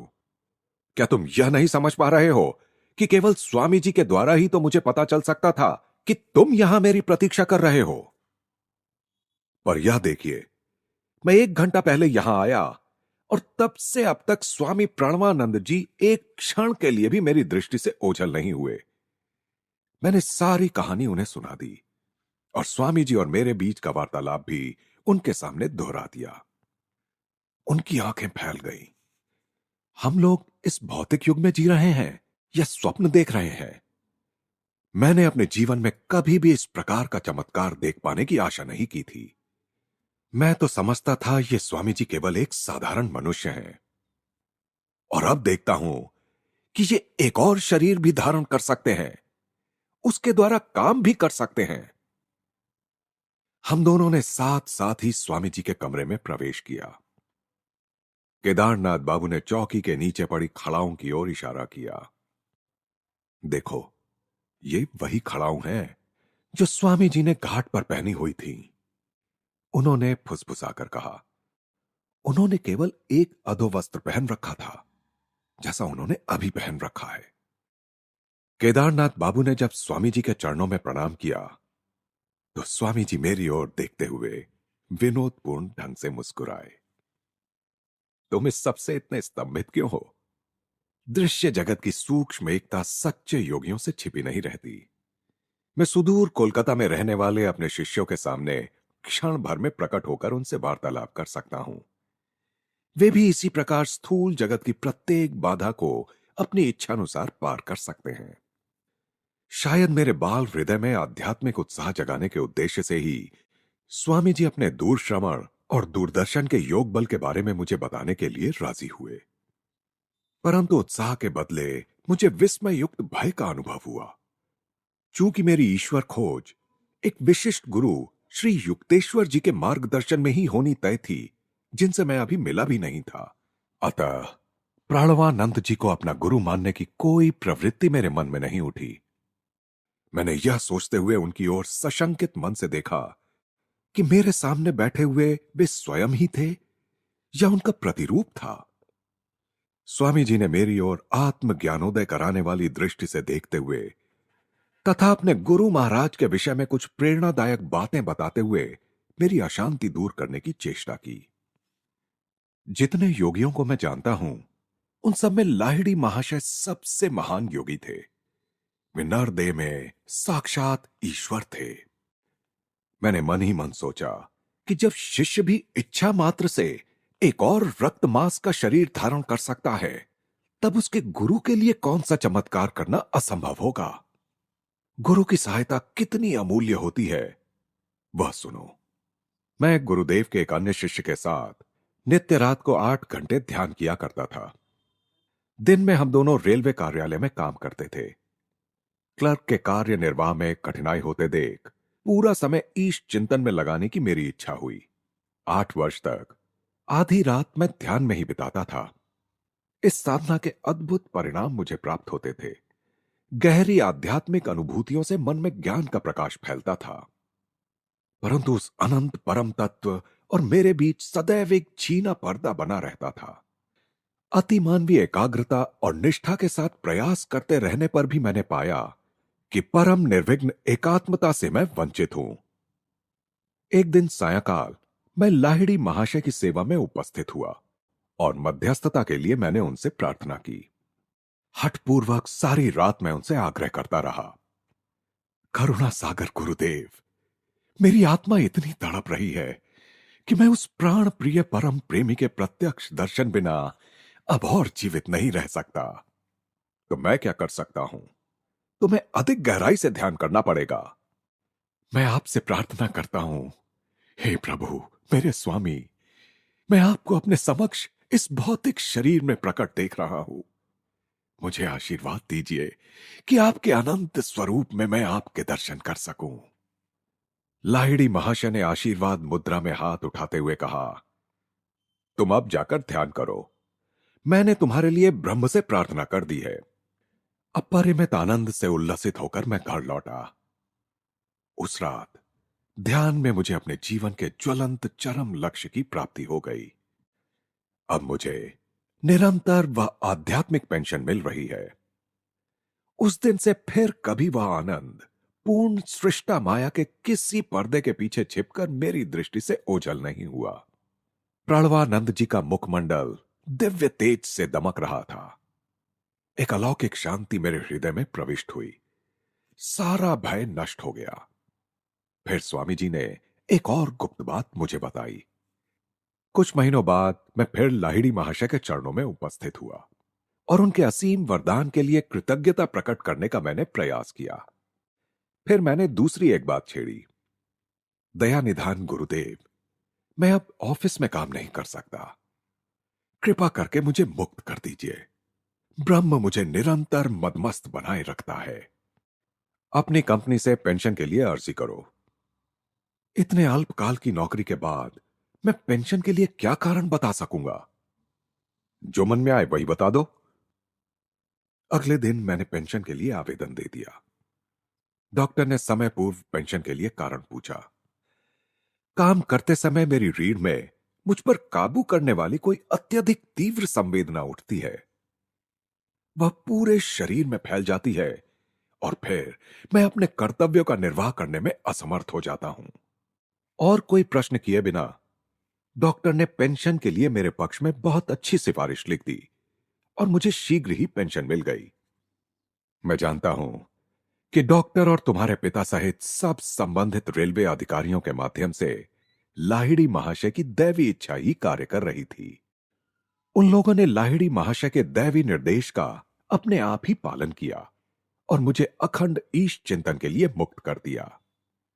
इस असाधारण रहस्योद्घाटन के उपरांत स्वामी प्रणवानंद जी दीर्घ काल तक मौन रहे। जब मैं भक्ति भाव से उनका चरण स्पर्श कर उनसे जाने के लिए अनुमति मांग रहा था, तब उन्होंने आशीर्वाद दिया, तुम्हारा जीवन सन्यास और योग मार्ग के लिए है। तुम्हारे पिताजी और तुम्हारे साथ मेरी फिर एक बार भेंट होगी। अनेक वर्षों के उपरांत ये दोनों ही भविष्यवाणियां सत्य सिद्ध हुईं। धीरे धीरे घिरते जा रहे अंधकार में केदारनाथ बाबू मेरे साथ साथ चल रहे थे। मैंने उन्हें पिताजी का पत्र दिया, जो उन्होंने सड़क पर लगी रोशनी के प्रकाश में पढ़ा। तुम्हारे पिताजी ने इसमें अपनी रेलवे कंपनी के कोलकाता कार्यालय में मुझे एक पद ग्रहण करने का प्रस्ताव दिया है। स्वामी प्रणवानंद जी को मिलने वाली पेंशनों में से कम एक पेंशन का अधिकारी हो पाना कितना सुखद होता, परंतु यह असंभव है। मैं बनारस छोड़कर नहीं जा सकता। खेद है कि एक साथ दो शरीर धारण करने का मेरा समय अभी नहीं आया है। चौथा अध्याय, हिमालय की ओर मेरे पलायन में बाधा। कोई भी छोटा मोटा बहाना बनाकर अपनी कक्षा से बाहर निकल आओ और एक घोड़ा गाड़ी किराए पर ले लो। हमारी गली में ऐसी जगह आकर ठहरना जहां तुम्हें मेरे घर का कोई सदस्य ना देख सके। मेरे साथ हिमालय जाने की योजना बनाने वाले उच्च माध्यमिक विद्यालय के अपने सहपाठी अमर मित्तर को मेरा यह अंतिम निर्देश था। अपने पलायन के लिए हम लोगों ने अगला दिन तय किया था। अनंतदा मुझ पर कड़ी दृष्टि रखते थे, इसलिए सावधानी बरतना आवश्यक था। उन्हें पूरा संदेह था कि मेरे मन में भाग जाने की प्रबल इच्छा है और वे मेरी योजना को विफल बनाने के लिए कृत संकल्प थे। तावीज चुपचाप अपना कार्य करता हुआ मेरे अंदर आध्यात्मिक उफान ला रहा था। मुझे आशा थी कि हिमालय में मुझे अपने वे गुरु मिल जाएंगे जिनका चेहरा प्रायः मुझे अपने अंतर मन के दिव्य दर्शनों में दिखाई देता था। पिताजी का स्थायी रूप से कोलकाता में स्थानांतरण हो गया था और अब हमारा परिवार वहीं रह रहा था। पितृसत्ताक भारतीय परंपरा के अनुसार अनंतदा भी अपनी नववधु के साथ हमारे घर में रहने आ गए थे। वहां मैं अटारी पर स्थित एक छोटे से कमरे में नित्य ध्यान करके अपने मन को ईश्वरानुसंधान के लिए तैयार कर रहा था। उस अविस्मरणीय दिन का उदय अमंगलकारी वर्षा के साथ हुआ। सड़क पर अमर की घोड़ा गाड़ी की आवाज सुनते ही मैंने जल्दी जल्दी एक कंबल में एक जोड़ा खड़ाऊं, 2 कॉपीन, एक जपमाला, लाहिड़ी महाशय की फोटो और भगवत गीता की एक प्रति बांध ली। इस पोटली को मैंने तीसरी मंजिल की अपनी खिड़की से नीचे फेंक दिया। मैं भागते हुए सीढ़ियों से नीचे उतरा और द्वार पर मछली खरीद रहे चाचा जी के बगल से आगे बढ़ गया। क्या जल्दी है? उन्होंने सशंक दृष्टि से मुझे ऊपर से नीचे तक देखा। बिना कोई उत्तर दिए एक उदासीन मुस्कान के साथ उनकी ओर देखते हुए मैं गली की ओर चल पड़ा। अपनी पोटली उठाकर षड्यंत्रकारी सावधानी बरतता हुआ मैं अमर से जा मिला।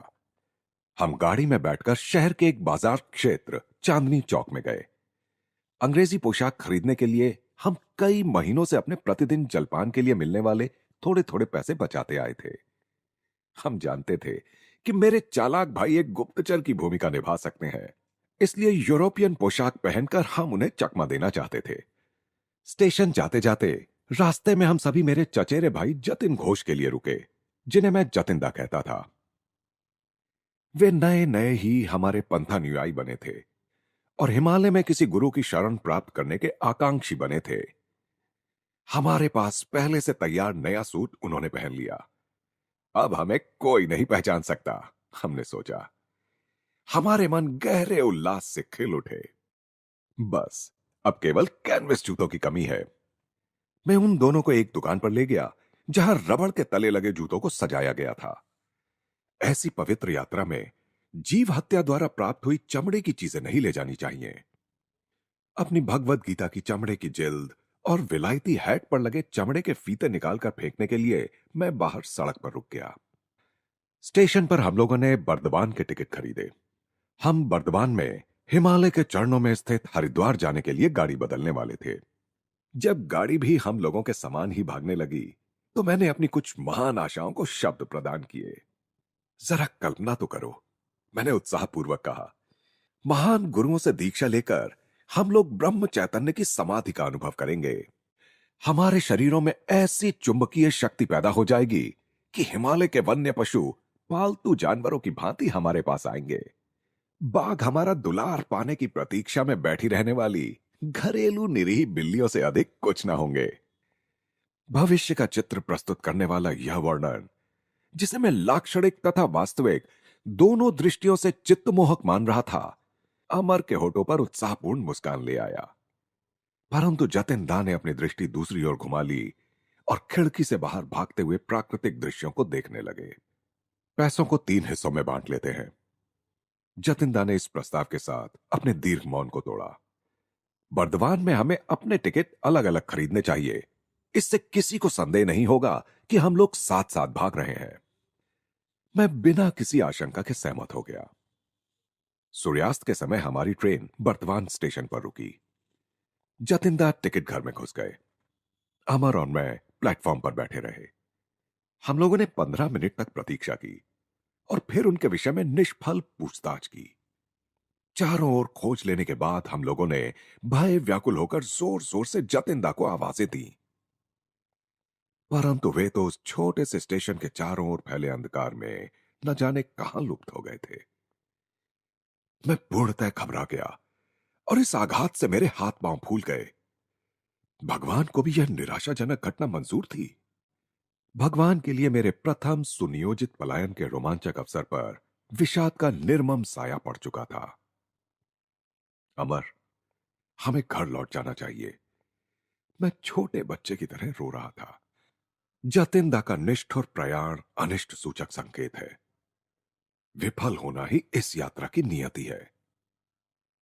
यही है तुम्हारा ईश्वर प्रेम। एक विश्वासघाती साथी के रूप में ली गई छोटी सी परीक्षा को भी तुम सह नहीं सकते। अमर द्वारा इसे ईश्वरीय परीक्षा बताए जाने पर मेरा मन शांत हुआ। हमने बर्दवान के सुविख्यात सीता भोग और मोतीचूर का नाश्ता किया। कुछ ही घंटों में हम बरेली होकर हरिद्वार जाने वाली गाड़ी में बैठ गए। अगले दिन मुगल सराय में गाड़ी बदलते हुए जब हम प्लेटफॉर्म पर प्रतीक्षा कर रहे थे, तब हमने एक महत्वपूर्ण विषय पर विचार विमर्श किया। अमर, संभव है कि शीघ्र ही हमें रेलवे अधिकारियों की गहरी पूछताछ का सामना करना पड़े। मैं अपने भाई की चतुरता को कम महत्व नहीं देता। परिणाम चाहे जो भी हो, मैं झूठ नहीं बोलूंगा।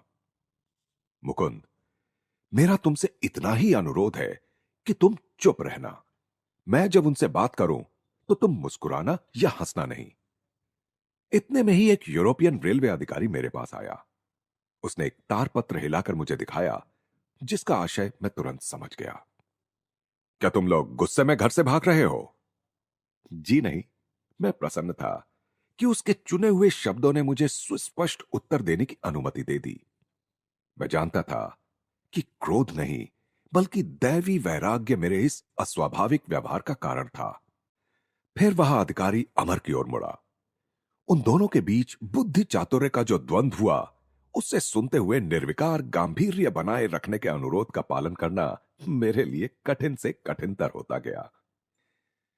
अधिकारी ने अपनी आवाज में अपने अधिकार को पूरी तरह ध्वनित करते हुए पूछा, तीसरा लड़का कहां है? चलो सच बोलो। साहब, आपने चश्मा पहना हुआ है, क्या फिर भी आपको दिखाई नहीं देता कि हम केवल दो ही हैं? अमर धृष्टतापूर्वक मुस्कुराया। मैं कोई जादूगर नहीं हूं कि एक तीसरा लड़का निकाल दूं। अधिकारी ने इस धृष्टता से स्पष्ट रूप से हड़बड़ाकर आक्रमण का नया पैंतरा लिया। तुम्हारा नाम क्या है? मुझे टॉमस कहते हैं। मैं अंग्रेज माता और भारतीय धर्मांतरित ईसाई पिता की संतान हूं। तुम्हारे मित्र का क्या नाम है?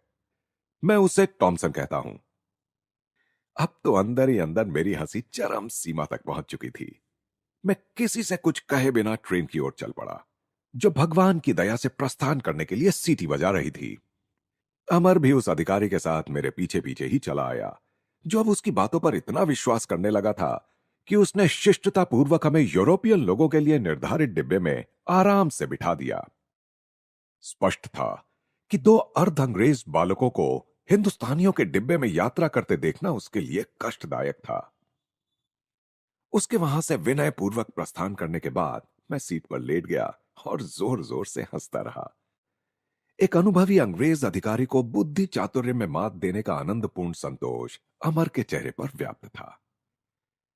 प्लेटफॉर्म पर मैंने तार को चोर दृष्टि से पढ़ लिया था। तार मेरे भाई अनंत का था। उसमें लिखा था, यूरोपियन पोशाक पहने तीन बंगाली लड़के घर से भागकर मुगल सराय के मार्ग से हरिद्वार की ओर जा रहे हैं। मेरे पहुंचने तक उन्हें कृपया रोके रखें। आपकी सेवाओं के लिए योग्य पुरस्कार दिया जाएगा। अमर, मैंने तुम्हें कहा था कि निशान लगाए हुए टाइम टेबल को घर में मत छोड़ना। मेरी आंखों में नाराजगी थी। मेरे भैया को अवश्य ही वहां ऐसा कोई टाइम टेबल मिल गया होगा।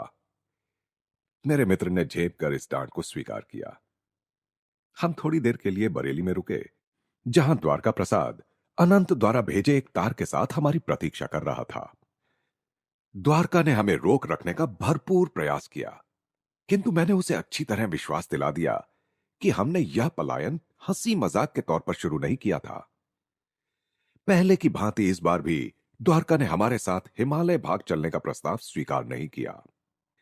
उसी रात जब हमारी गाड़ी एक स्टेशन पर खड़ी हुई थी और मैं अर्ध निद्रित अवस्था में था, तब पूछताछ करते एक और अधिकारी ने आकर अमर को जगा दिया।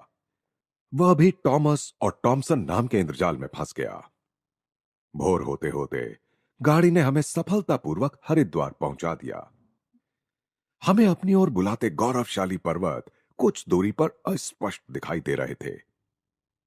हम लोग तेजी से भागते हुए स्टेशन से बाहर निकले और नगर की स्वतंत्र भीड़ में प्रविष्ट हो गए।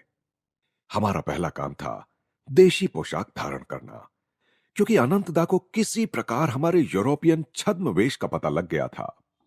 पकड़े जाने का पूर्वाभास मेरे मन पर बोझ बन रहा था। हरिद्वार से तुरंत निकल जाना ही उपयुक्त मानकर हमने सदियों से अनेकानेक संतों की चरण व्रज से पवित्र हुए ऋषिकेश जाने के लिए टिकटें खरीद ली। मैं पहले ही ट्रेन में बैठ गया था, जबकि अमर अभी पीछे प्लेटफॉर्म पर ही था। एक पुलिस वाले ने पुकार कर उसे रोक लिया। वह अवांछित प्रतिपालक हमें पुलिस स्टेशन के बंगले में ले गया और उसने हमारे सारे पैसे ले लिए। उसने शिष्टतापूर्वक यह स्पष्ट किया कि मेरे बड़े भाई के आने तक हमें वहां रोक कर रखना उसका कर्तव्य था। यह जानकर कि इन दो भगौड़ों का गंतव्य स्थल हिमालय था, उस सिपाही ने एक अद्भुत घटना सुनाई। मैं देख रहा हूं कि तुम संतों के दीवाने हो। अभी कल ही मेरी जिस संत से मुलाकात हुई थी, उससे बड़ा संत तुम्हें कभी नहीं मिलेगा। मेरे एक सहयोगी और मैं उनसे पहली बार 5 दिन पहले मिले थे। एक विशिष्ट हत्यारे की तीव्र खोज में हम गंगा के पास गश्त लगा रहे थे। उसे जिंदा या मुर्दा पकड़ने का हमें आदेश था। उसके बारे में हमें सिर्फ यही ज्ञात था कि तीर्थयात्रियों को लूटने के लिए वह साधु का छद्मवेश धारण कर घूम रहा है। अपने सामने थोड़ी ही दूरी पर हमने एक आकृति देखी जो उस अपराधी के वर्णन से मिलती जुलती थी। जब वह हमारे आदेश पर नहीं रुका तो उसे पकड़ने के लिए हम लोग दौड़े। उसके पीछे पहुंचकर मैंने उस पर पूरी शक्ति से फरसे का वार कर दिया। उसका दाहिना हाथ कटकर उसके शरीर से लगभग पूर्णतः अलग हो गया। आश्चर्य यह है कि किसी प्रकार की कोई आवाज निकाले बिना और उस भयंकर घाव पर दृष्टि भी डाले बिना वह अजनबी अपनी तेज गति से चलता ही रहा। जब हम लपक कर उसके सामने खड़े हो गए तो उसने शांत भाव से कहा, जिस हत्यारे की तुम्हें तलाश है वह मैं नहीं हूं। यह देखकर मुझे गहरा आघात लगा कि मैंने दिव्य पुरुष से दिखने वाले एक संत के शरीर को घायल कर दिया था। मैं उनके चरणों में साष्टांग लौट गया और कातर स्वर में क्षमा याचना करने लगा। तथा तेजी से निकलते खून की धार को रोकने के लिए मैंने अपनी पगड़ी का कपड़ा उन्हें दिया। बेटा, तुम्हारी भूल स्वाभाविक ही थी। उस महापुरुष ने मेरी ओर दया और स्नेह से देखते हुए कहा, जाओ और पश्चाताप मत करो। परम प्रिय जगन माता मेरी देखभाल कर रही हैं। उन्होंने अपनी लटकती भुजा को पकड़कर उसके स्थान पर लगाया और चमत्कार, वह जुड़ गई और आश्चर्यजनक रूप से रक्त प्रवाह भी तुरंत बंद हो गया। 3 दिन बाद मुझसे उस पेड़ के नीचे आकर मिलो, तुम मुझे पूर्णतः स्वस्थ पाओगे। इस प्रकार तुम्हें पश्चाताप नहीं रहेगा। कल ही मैं अपने सहयोगी के साथ वहां गया था। वे संत वहीं थे और उन्होंने हमें अपनी बाह का निरीक्षण करने दिया। वहां पर ना तो घाव का कोई चिन्ह था, ना ही चोट का कोई लक्षण। मैं ऋषिकेश होते हुए हिमालय के निर्जन प्रदेशों में जा रहा हूं। महात्मा ने वहां से तुरंत प्रस्थान करते हुए हमें आशीर्वाद दिया। मुझे लगता है कि उनकी पवित्रता से मेरा जीवन भी उन्नत हो गया है। उस अफसर ने पवित्र उद्गार के साथ अपनी कथा समाप्त की। उसके अनुभव ने स्पष्टतया उसके भीतर की नई गहराइयों को छू लिया था। एक प्रभावशाली ढंग से उसने उस चमत्कार के संबंध में छपी हुई समाचार पत्र की कतरन मुझे दी। एक सनसनीखेज समाचार पत्र में साधारणतया जिस तरह तोड़ मरोड़ कर समाचार प्रकाशित किए जाते हैं, उसी तरह संवाददाता ने भी अपने विवरण में घटना को कुछ बढ़ा चढ़ाकर छाप दिया था। उसमें लिखा था कि साधु का सिर ही धड़ से लगभग अलग हो गया था। अमर और मुझे अत्यंत खेद हुआ कि हम ऐसे महान योगी के दर्शन लाभ से वंचित रह गए, जिन्होंने अपने पर अत्याचार करने वाले को भी ईसा मसीह के समान क्षमा कर दिया। भारतवर्ष पिछली 2 शताब्दियों से आर्थिक दृष्टि से भले ही गरीब हो गया हो, परंतु अभी भी उसके पास दैवी संपदा का अक्षय भंडार है। कभी कभी ऐसे सांसारिक पुलिस अधिकारी भी आध्यात्मिक जगत के गगनचुंबी व्यक्तित्वों के अनायासी दर्शन पा जाते हैं। अपनी इस अद्भुत कहानी से हमारा समय बिताने के लिए हमने पुलिस अधिकारी का धन्यवाद किया। संभवतः वह हमें सूचित कर रहा था कि वह हमसे अधिक भाग्यवान था। उसे अनायास ही एक आत्मज्ञानी संत के दर्शन हो गए थे, जबकि हमारी उत्कट खोज ने हमें किसी सिद्ध पुरुष के चरणों में नहीं बल्कि एक घटिया पुलिस स्टेशन में पहुंचा दिया था। हिमालय के कितने निकट, किंतु फिर भी बंधन में होने के कारण कितने दूर। मैंने अमर से कहा कि इस बंधन से मुक्त होने के लिए मेरा मन दुगने उत्साह से जोर मार रहा है। अवसर मिलते ही यहां से खिसक चले। पुण्य तीर्थ ऋषिकेश तक तो हम पैदल भी जा सकते हैं। प्रोत्साहन देने के लिए मैं मुस्कुराया, परंतु जैसे ही हमसे पैसों का मजबूत सहारा छिना, मेरा मित्र उसी समय निराशावादी बन गया। यदि हम ऐसे खतरनाक जंगल में पैदल चले तो उस साधु संतों के नगर में नहीं, बल्कि बाघों के पेट में पहुंच जाएंगे। अनंत और अमर के भाई 3 दिन बाद पहुंचे। अमर ने मुक्ति के आनंद से अपने भाई का सस्नेह स्वागत किया, परंतु मुझे इस पुनर्मिलन में कोई रुचि नहीं थी। अनंत को मुझसे कठोर उल्हाने के अतिरिक्त और कुछ नहीं मिला। तुम्हारे मन की भावना मैं समझता हूं, अनंतदा सांत्वनात्मक शब्दों में बोले। मैं तुमसे केवल इतना ही चाहता हूं कि तुम एक बार मेरे साथ बनारस चलो, वहां एक विशिष्ट संत से मिल लो और वहां से फिर कुछ दिनों के लिए दुखित पिताजी से मिलने कोलकाता चले जाओ। उसके बाद तुम यहां अपने गुरु की खोज पुनः आरंभ कर सकते हो। यहां पर अमर हमारे वार्तालाप में टपक पड़ा। उसने कहा कि मेरे साथ पुनः हरिद्वार आने का उसका कोई इरादा नहीं है। वह पारिवारिक स्नेह सुधा का उपभोग कर रहा था। परंतु मुझे विश्वास था कि मैं कभी भी अपने गुरु की खोज का परित्याग नहीं करूंगा। हमारी मंडली बनारस के लिए रेलगाड़ी पर सवार हो गई। वहां मुझे अपनी प्रार्थना का एक अद्भुत और प्रत्यक्ष उत्तर मिल गया। अनंतदा ने पहले से ही एक कौशलपूर्ण व्यूह रचना कर रखी थी। हरिद्वार में मुझसे मिलने से पहले वे बनारस में उतर गए थे और वहां उन्होंने एक शास्त्र पंडित से मिलकर मुझे उससे उपदेश दिलाने की व्यवस्था कर रखी थी। पंडित और उनके सुपुत्र ने भी मुझे संन्यास पद से विरत कर देने का प्रयास करने का अनंतदा को वचन दे रखा था। अनंतदा मुझे उनके घर ले गए। पंडित जी के अति उत्साही स्वभाव वाले युवा पुत्र ने आगे बढ़कर आंगन में ही मेरा स्वागत किया। उसने मुझे एक लंबे दार्शनिक तर्क वितर्क में उलझा लिया। अपनी अतीन्द्रिय दृष्टि से मेरे भविष्य को देख पाने का दावा करते हुए उसने मेरे सन्यासी बनने के विचार पर असहमति प्रकट की। यदि तुम अपने साधारण उत्तरदायित्वों को त्याग देने का हठ करोगे तो निरंतर दुर्भाग्य का शिकार बनोगे और ईश्वर को पाने में असमर्थ रहोगे। सांसारिक अनुभव के बिना तुम अपने पूर्व कर्मों को समाप्त नहीं कर सकते। उत्तर में भगवत गीता के सनातन शब्द मेरे होठों पर उभर आए। यदि कोई अतिशय दुराचारी भी अनन्य भाव से मुझे भजता है तो उसके पिछले दुष्कर्मों का प्रभाव शीघ्र ही नष्ट हो जाता है। महात्मा बनकर वह शीघ्र शाश्वत शांति को प्राप्त करता है। हे कुंती पुत्र, तुम यह निश्चित रूप से जान लो, जो भक्त मुझ में पूर्ण विश्वास रखता है उसका कभी विनाश नहीं होता। किंतु उस युवक द्वारा दृढ़ता पूर्वक की गई भविष्यवाणी ने मेरे विश्वास को थोड़ा सा हिला दिया था। अपने हृदय की पूर्ण भक्ति से मैंने मन ही मन ईश्वर से प्रार्थना की, अभी यहीं और इसी क्षण मेरी सारी व्यग्रता को दूर कर मुझे उत्तर दो। तुम क्या चाहते हो? मैं सन्यासी का जीवन व्यतीत करूं या संसारी मनुष्य का? पंडित जी के घर की चार दीवारी के निकट ही बाहर मैंने एक उदात्त बदन साधु को खड़े देखा। स्पष्टतया उन्होंने मेरे और स्वघोषित दिव्य दृष्टा के बीच का वार्तालाप सुन लिया था, क्योंकि उन्होंने अपरिचित होते हुए भी मुझे अपने पास बुलाया। उनके प्रशांत नेत्रों से मैंने एक प्रचंड शक्ति को प्रवाहित होते हुए अनुभव किया। वत्स, उस मूढ़ की बातें मत सुनो। तुम्हारी प्रार्थना के प्रत्युत्तर स्वरूप ईश्वर मुझे तुम्हें यह आश्वासन देने का निर्देश दे रहे हैं कि तुम्हारे जीवन का एकमेव मार्ग संन्यास ही है। विस्मय और कृतज्ञता के साथ इस निर्णायक संदेश पर मैं प्रसन्नता से मुस्कुराया। उस आदमी से दूर होकर इधर चले आओ। आंगन से वह मूढ़ मुझे बुला रहा था। मेरे उस संतवत मार्गदर्शक ने आशीर्वाद मुद्रा में हाथ उठाया और वे धीरे धीरे चले गए।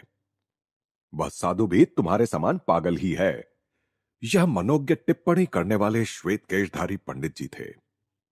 वे और उनके सुपुत्र मेरी ओर शोचनीय दृष्टि से देख रहे थे। मैंने सुना है कि उसने भी ईश्वर की संदिग्ध खोज के लिए अपना घर बार छोड़ दिया है। मैंने मुंह फेर लिया।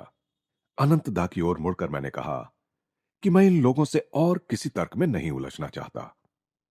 मेरे हतोत्साहित भाई तत्काल प्रस्थान के लिए मान गए। हम लोग शीघ्र ही कोलकाता जाने वाली गाड़ी पर सवार हो गए। श्रीमान गुप्तचर जी, ये तो बताइए कि आपको कैसे पता चला कि मैं दो साथियों के साथ भागा हूं? मैंने अपनी उबलती जिज्ञासा शांत करने के लिए घर जाते हुए रास्ते में अनंतदा से पूछा। वे शरारत भरे ढंग से मुस्कुराए। तुम्हारे स्कूल में मुझे पता चला कि अमर अपनी कक्षा से बाहर चला गया था और लौट कर नहीं आया था। मैं अगले दिन सुबह उसके घर गया और वहां निशान लगाया हुआ एक टाइम टेबल खोज निकाला। अमर के पिता उसी समय घोड़ा गाड़ी से बाहर जा रहे थे और कोचवान से बातें कर रहे थे। आज मेरा बेटा स्कूल जाने के लिए मेरे साथ गाड़ी में नहीं आएगा, वह गायब हो गया है, पिता ने दुख भरे स्वर में कहा। मैंने एक साथी कोचवान से सुना है कि आपका बेटा और दो अन्य लड़के यूरोपियन पोशाक पहने हावड़ा स्टेशन से एक गाड़ी में चढ़कर कहीं चले गए हैं, कोचवान ने कहा। अपने चमड़े के जूते उन्होंने उस कोचवान को दे दिए। इस प्रकार मुझे 3 सूत्र मिल गए: टाइम टेबल, 3 लड़कों की मंडली और अंग्रेजी वेश। अनंतदा के रहस्योद्घाटनों को मैं हंसी और खींच के मिले जुले भावों के साथ सुन रहा था। कोचवान के प्रति हमारी उदारता कुछ अपात्र दान ही ठहरी। यह तो स्वाभाविक ही था कि मैंने अमर द्वारा टाइम टेबल में निशान लगाए गए शहरों के रेलवे अधिकारियों को तत्काल तार भेज दिए। उसने बरेली पर भी निशान लगाया था, इसलिए मैंने वहां तुम्हारे दोस्त द्वारका को तार भेज दिया था। कोलकाता में अपने पड़ोस में पूछताछ करने पर मुझे पता चला कि हमारे चचेरे भाई जतिन दा एक रात के लिए गायब रहे, पर दूसरे दिन सुबह ही अंग्रेजी वेश में वापस आ गए थे। मैंने उन्हें खोजा और भोजन पर निमंत्रित किया। उन्होंने मेरे मैत्रीपूर्ण व्यवहार से निशंक होकर निमंत्रण स्वीकार कर लिया। रास्ते में संदेह रहित ढंग से मैं उन्हें एक पुलिस स्टेशन ले गया। वहां उन्हें अनेक पुलिस अधिकारियों ने घेर लिया, जिन्हें मैंने उनकी डरावनी सूरत के कारण पहले से ही चुन रखा था। उनकी भयावह दृष्टि के आगे जतिंदा अपने रहस्यात्मक व्यवहार का स्पष्टीकरण देने के लिए तैयार हो गए। उन्होंने कहा, आध्यात्मिक भावनामय उत्साह में मैं हिमालय की ओर चल पड़ा। सिद्ध महात्माओं के दर्शनों के विचार ने मेरे अंतःकरण को प्रेरणा से भर दिया था। परंतु जैसे ही मुकुंद ने कहा, हिमालय की गुफाओं में जब हम समाधि में बैठ जाएंगे, तब बाघ भी वशीभूत होकर हमारे इर्द गिर्द पालतू बिल्लियों की भांति बैठेंगे, तो मेरा सारा जोश ठंडा हो गया और ललाट पर पसीने की बूंदें छलकने लगीं। मैंने सोचा, तब क्या होगा यदि हमारे योग बल से हिंसक बाघों का स्वभाव नहीं बदल सका, तो क्या वे हमारे साथ घरेलू बिल्लियों का सा आचरण करेंगे? अपने मनश्चक्षु में मैंने पहले से ही स्वयं को किसी बाघ के पेट के बलात् अंतर्वासी के रूप में देखा। वहां संपूर्ण शरीर के साथ एक ही बार में प्रवेश करके नहीं, बल्कि शरीर के विभिन्न हिस्सों की अनेक किश्तों में। जतिंदा के अदृश्य हो जाने के कारण जो मेरा क्रोध था, वह हंसी में बदल गया। उन्होंने मुझे जो संताप दिया था, उसका सारा मूल्य रेलगाड़ी में मिले लोटपोट करने वाले स्पष्टीकरण से चुकता हो गया। मुझे स्वीकार करना पड़ेगा कि मुझे इस बात से कुछ संतोष अवश्य हुआ कि जतिंदा भी पुलिस की खातिरदारी से नहीं बचे थे।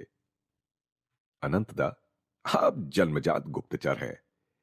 मेरी विनोदपूर्ण दृष्टि पूर्णतः क्रोध रहित नहीं थी, और मैं जतिंदा से कहूंगा कि मुझे खुशी है कि वे विश्वासघात के किसी उद्देश्य से नहीं, जैसा कि प्रतीत होता था, बल्कि केवल आत्मरक्षा की सतर्क सहज प्रवृत्ति से प्रेरित हुए थे। कोलकाता में घर पहुंचने पर पिताजी ने अत्यंत मर्मस्पर्शी ढंग से मुझसे अनुरोध किया कि कम से कम उच्च विद्यालय की पढ़ाई पूरी कर लेने तक मैं अपने भ्रमणशील पांव पर अंकुश लगाऊं। मेरी अनुपस्थिति में उन्होंने एक संतवत पंडित स्वामी केवलानंद जी के नियमित रूप से हमारे घर आने की व्यवस्था की एक प्रेम पूर्वक योजना बनाई थी। ये ऋषितुल्य महात्मा तुम्हारे संस्कृत शिक्षक होंगे, पिताजी ने विश्वस्त ढंग से घोषणा की। पिताजी को आशा थी कि वे मेरी आध्यात्मिक पिपासा एक विद्वान दार्शनिक से शिक्षा दिलाकर शांत कर देंगे, परंतु परिणाम रहस्यपूर्ण ढंग से उल्टा हुआ। मेरे नवनियुक्त शिक्षक मुझे शुष्क बौद्धिक ज्ञान देने के बदले मेरी ईश्वराकांक्षा के अंगारों को हवा देने लगे।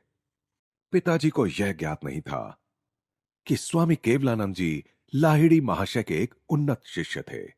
उस अद्वितीय गुरु के सहस्रों शिष्य थे जो उनकी अमोघ दैवी शक्ति के चुंबकीय प्रभाव से अपने आप उनकी ओर आकर्षित हो गए थे। मुझे बाद में ज्ञात हुआ कि लाहिड़ी महाशय केवलानंद जी को प्रायः ऋषि कहकर संबोधित करते थे। लंबे घुंघराले केश मेरे शिक्षक के सुंदर मुखमंडल की शोभा बढ़ा रहे थे। उनकी काली आंखें शिशु नेत्रों की भांति निश्चल और फूली थी। उनके चरहरे शरीर की सब गतिविधियों में एक प्रशांत गंभीरता थी। सदैव शांत और स्नेहमय केवलानंद जी अनंत ब्रह्म के चैतन्य में दृढ़ता के साथ स्थिर हो गए थे। हम दोनों के सानिध्य के अनेक आनंदमय प्रहर गहरे क्रिया योग ध्यान में बीतते थे। केवलानंद जी प्राचीन शास्त्रों के सुप्रतिष्ठित पंडित थे। उनके इस अगाध ज्ञान के कारण ही उन्हें शास्त्री महाशय की उपाधि मिली थी, जिसके द्वारा वे प्रायः संबोधित किए जाते थे। परंतु संस्कृत पांडित्य में मेरी प्रगति अनुल्लेखनीय थी। मैं सदा इसी सुयोग की ताक में रहता था कि किस तरह नीरस व्याकरण से जान बचे और योग तथा लाहिड़ी महाशय की चर्चा शुरू हो। मेरे शिक्षक महोदय ने एक दिन लाहिड़ी महाशय के साथ बिताए गए अपने जीवन के बारे में कुछ बताने का अनुग्रह किया। मुझे 10 वर्ष तक लाहिड़ी महाशय के पास रहने का दुर्लभ सौभाग्य प्राप्त हुआ था। बनारस में उनका घर मेरा रात्रिकालीन इष्ट तीर्थ स्थान था। नीचे के तल्ले पर सामने वाली छोटी सी बैठक में वे सदा विराजमान रहते थे। लकड़ी की चौकी पर पद्मासन में बैठे हुए वे अपने शिष्यों से एक माला की भांति अर्धवृत्ताकार में घिरे रहते थे। उनकी आंखें चमकती हुई तथा ईश्वरीय आनंद से नाचती रहती थीं। उनकी सदैव अर्धोन्मीलित रहने वाली आंखें भीतर के दूरदर्शी गोलक में से सदा शाश्वत आनंद के लोक में झांकती रहती थीं। वे कदाचित ही अधिक समय के लिए बोलते थे। यदा कदा ही उनकी दृष्टि किसी ऐसे शिष्य पर केंद्रित हो जाती जिसे सहायता की आवश्यकता होती थी, तब शांतिप्रद वचन उनके मुख से प्रकाश के हिम प्रपात की भांति झरने लगते। गुरुदेव के एक दृष्टिपात मात्र से मेरे अंदर एक अवर्णनीय शांति खिल उठती थी। मैं उनकी सुगंध से भर जाता था, जैसे वह अनंत के किसी पद्म की सुगंध हो। उनके साथ अनेकानेक दिनों तक एक शब्द भी बोले बिना रहना एक ऐसा अनुभव था जो मेरे संपूर्ण अस्तित्व को परिवर्तित कर देता। यदि मेरी एकाग्रता में कोई अदृश्य बाधा आ खड़ी होती तो गुरु के चरणों में ध्यान करने बैठ जाता। वहां सबसे सूक्ष्म अवस्थाओं का भी मुझे सहज बोध हो जाता। ऐसी अनुभूतियां मुझे निम्नतर कोटि के गुरुओं के सानिध्य में नहीं होती थीं। गुरुदेव ईश्वर के सजीव मंदिर थे, जिनके गुप्त द्वार भक्ति के माध्यम से सभी शिष्यों के लिए खुले रहते थे। लाहिड़ी महाशय शास्त्रों के पुस्तकीय टीकाकार नहीं थे। वे सहज ही दैवी पुस्तकालय में डुबकी लगा लेते थे। शब्दों का फेन और विचारों की फुहारें उनकी सर्वज्ञता के फव्वारे से फूट पड़ते थे। वेदों में युगों पहले अस्तमान हुए गहन दर्शनों के विज्ञान के रहस्यों को खोलने का अद्भुत कौशल उन्हें प्राप्त था। प्राचीन शास्त्रों में उल्लिखित चेतना के विविध स्तरों को समझाने का अनुरोध करने पर वे मुस्कुराकर स्वीकार कर लेते थे। मैं अभी उन अवस्थाओं में प्रवेश करता हूं और अपनी अनुभूतियां तुम्हें बताता हूं। इस प्रकार वे उन गुरुओं से बिल्कुल विपरीत थे जो शास्त्रों को कंठस्थ कर बिना किसी वास्तविक अनुभूति के अपनी कल्पना से ही उनका अर्थ बताते हैं। मितभाषी गुरुदेव प्राय अपने पास बैठे किसी शिष्य को यह निर्देश देते कि श्लोकों का अर्थ तुम्हें जिस रूप में समझ आए उसी प्रकार उनकी व्याख्या करो। मैं तुम्हारे विचारों को परिचालित करूंगा ताकि सही अर्थ तुम्हारे मुख से उच्चारित हो। इस प्रकार लाहिड़ी महाशय की अनेक अनुभूतियों को उनके विभिन्न शिष्यों ने विस्तृत भाष्यों सहित लिपिबद्ध कर लिया। किसी बात पर आंख बंद कर विश्वास कर लेने की सलाह गुरुवर कभी नहीं देते थे। शब्द खोखले हैं, वे कहते थे। ईश्वर की उपस्थिति के दृढ़ विश्वास को ध्यान में अपने परम आनंदमय संपर्क से प्राप्त करो। शिष्य की समस्या चाहे जो भी हो, उसके समाधान के लिए गुरुदेव क्रिया योग के अभ्यास का ही परामर्श देते थे। तुम्हारा मार्गदर्शन करने के लिए जब मैं इस शरीर में नहीं रहूंगा, तब भी इस यौगिक कुंजी का सामर्थ्य कम नहीं होगा। यह प्रविधि भव्य प्रेरणाओं की तरह जिल्द बांधकर अलमारी में रखकर भूल जाने की वस्तु नहीं है। क्रिया योग के माध्यम से अनवरत अपने मुक्ति पथ पर चलते जाओ, जिसकी शक्ति इसके अभ्यास में निहित है। मैं स्वयं क्रिया को मानव के अभी तक स्वतः प्रयास द्वारा अनंत ईश्वर की खोज के लिए विकसित साधनों में सबसे अधिक प्रभावशाली मानता हूं। केवलानंद जी ने इस उत्साहपूर्ण प्रमाण के साथ अपना कथन समापन किया। इसके अभ्यास से सभी मनुष्यों में छिपे सर्वव्यापी ईश्वर लाहिड़ी महाशय और उनके अनेक शिष्यों की देह में प्रत्यक्ष रूप से प्रकट हुए। ईसा मसीह की तरह एक चमत्कार लाहिड़ी महाशय द्वारा केवलानंद जी की उपस्थिति में हुआ। एक दिन उन्होंने वह कहानी मुझे सुनाई। सामने मेज पर पड़ी संस्कृत की पुस्तकों से हटी उनकी आंखें सुदूर कहीं लगी हुई थीं। एक दृष्टिहीन शिष्य रामू के लिए मैं करुणार्द्रता अनुभव करने लगा। क्या उसकी आंखों की ज्योति कभी लौट कर नहीं आ सकती, जब वह इतनी श्रद्धा एवं निष्ठा के साथ हमारे गुरुदेव की सेवा कर रहा था, जिनमें ईश्वरत्व अपने पूर्ण तेज के साथ दीप्तिमान था। एक दिन सुबह मैं रामू से बात करना चाह रहा था, परंतु वह शांतिपूर्वक घंटों तक गुरुदेव पर पंखा झलता रहा। अंततः जब वह कमरे से बाहर निकला तो मैं उसके पीछे हो लिया। रामू, तुम कब से अंधे हो? जन्म से ही महाशय। मेरी आंखों को कभी भी सूर्य दर्शन का सौभाग्य प्राप्त नहीं हुआ। हमारे सर्वशक्तिमान गुरु तुम्हारी सहायता कर सकते हैं, एक बार उनसे प्रार्थना तो करो। अगले दिन रामू कुछ संकोच पूर्वक लाहिड़ी महाशय की सेवा में उपस्थित हुआ, किंतु अपने अतुल आध्यात्मिक ऐश्वर्य में शारीरिक संपदा को जोड़ने का अनुरोध करना उसे लगभग लज्जास्पद लग रहा था। गुरुदेव, ब्रह्मांड को प्रकाश देने वाला ईश्वर आप में विद्यमान है। मैं आपसे प्रार्थना करता हूं कि उसकी ज्योति मेरी आंखों को भी प्रदान करें, ताकि मैं सूर्य के गौण तेज को देख सकूं। रामू, किसी ने मुझे कठिन परिस्थिति में डालने की योजना बनाई है। मेरे पास किसी को स्वस्थ करने की कोई शक्ति नहीं है। गुरुदेव, आप में विराजमान अनंत ईश्वर निश्चय ही मुझे स्वस्थ कर सकते हैं। यह तो सचमुच अलग बात है रामू। ईश्वर की कोई सीमा नहीं है। वह जो तारों को चमक देता है और शरीर कोशिकाओं में रहस्यमय प्राण शक्ति संचारित करता है, निश्चय ही वह तुम्हारे नेत्रों को भी ज्योति प्रदान कर सकता है। तत्पश्चात गुरुदेव ने रामू के माथे पर दोनों भौहों के बीच में स्पर्श किया। अपने मन को यहां केंद्रित रखो और 7 दिनों तक बारंबार राम नाम का जप करो। सूर्य का वैभव तुम्हारे लिए विशेष उषा काल का दृश्य प्रस्तुत करेगा। और 1 सप्ताह में ठीक ऐसा ही हुआ। रामू ने प्रकृति के सुंदर रूप को प्रथम बार देखा। सर्वज्ञ गुरुदेव ने अपने शिष्य को राम नाम जपने का आदेश दिया, क्योंकि राम ही उसके इष्ट देवता थे। रामू के विश्वास ने भक्ति से जोती हुई जमीन का काम किया, जिसमें गुरुदेव का स्थायी रूप से स्वस्थ कर देने वाला शक्तिशाली बीज अंकुरित हो गया। केवलानंद जी ने क्षण भर मौन रहने के बाद गुरु के चरणों में एक और श्रद्धा सुमन अर्पित किया। लाहिड़ी महाशय ने जितने भी चमत्कार किए, उन सब में एक बात स्पष्ट रूप से पता चलती थी कि उन्होंने अहम तत्व को कभी भी स्वयं को कारण तत्व या कर्ता नहीं मानने दिया। सर्वोच्च रोग निवारक शक्ति अर्थात ईश्वर के प्रति पूर्ण आत्मसमर्पण के कारण गुरुदेव अपने माध्यम से उस शक्ति का मुक्त रूप से प्रवाहित होना सुलभ बना देते थे। लाहिड़ी महाशय ने जिन अनेकानेक शरीरों को चमत्कारपूर्ण ढंग से स्वस्थ किया, उन्हें अंततः चिताग्नि की ज्वालाओं का भक्ष्य बनना ही पड़ा। परंतु उन्होंने लोगों के अंतर में जो आध्यात्मिक जागृति उत्पन्न की, जो ईसा समान शिष्य तैयार किए, वही उनके अजरा अमर चमत्कार हैं। मैं संस्कृत का विद्वान तो कभी नहीं बन सका। केवलानंद जी ने मुझे उससे भी भव्य दिव्य भाषा पढ़ा दी।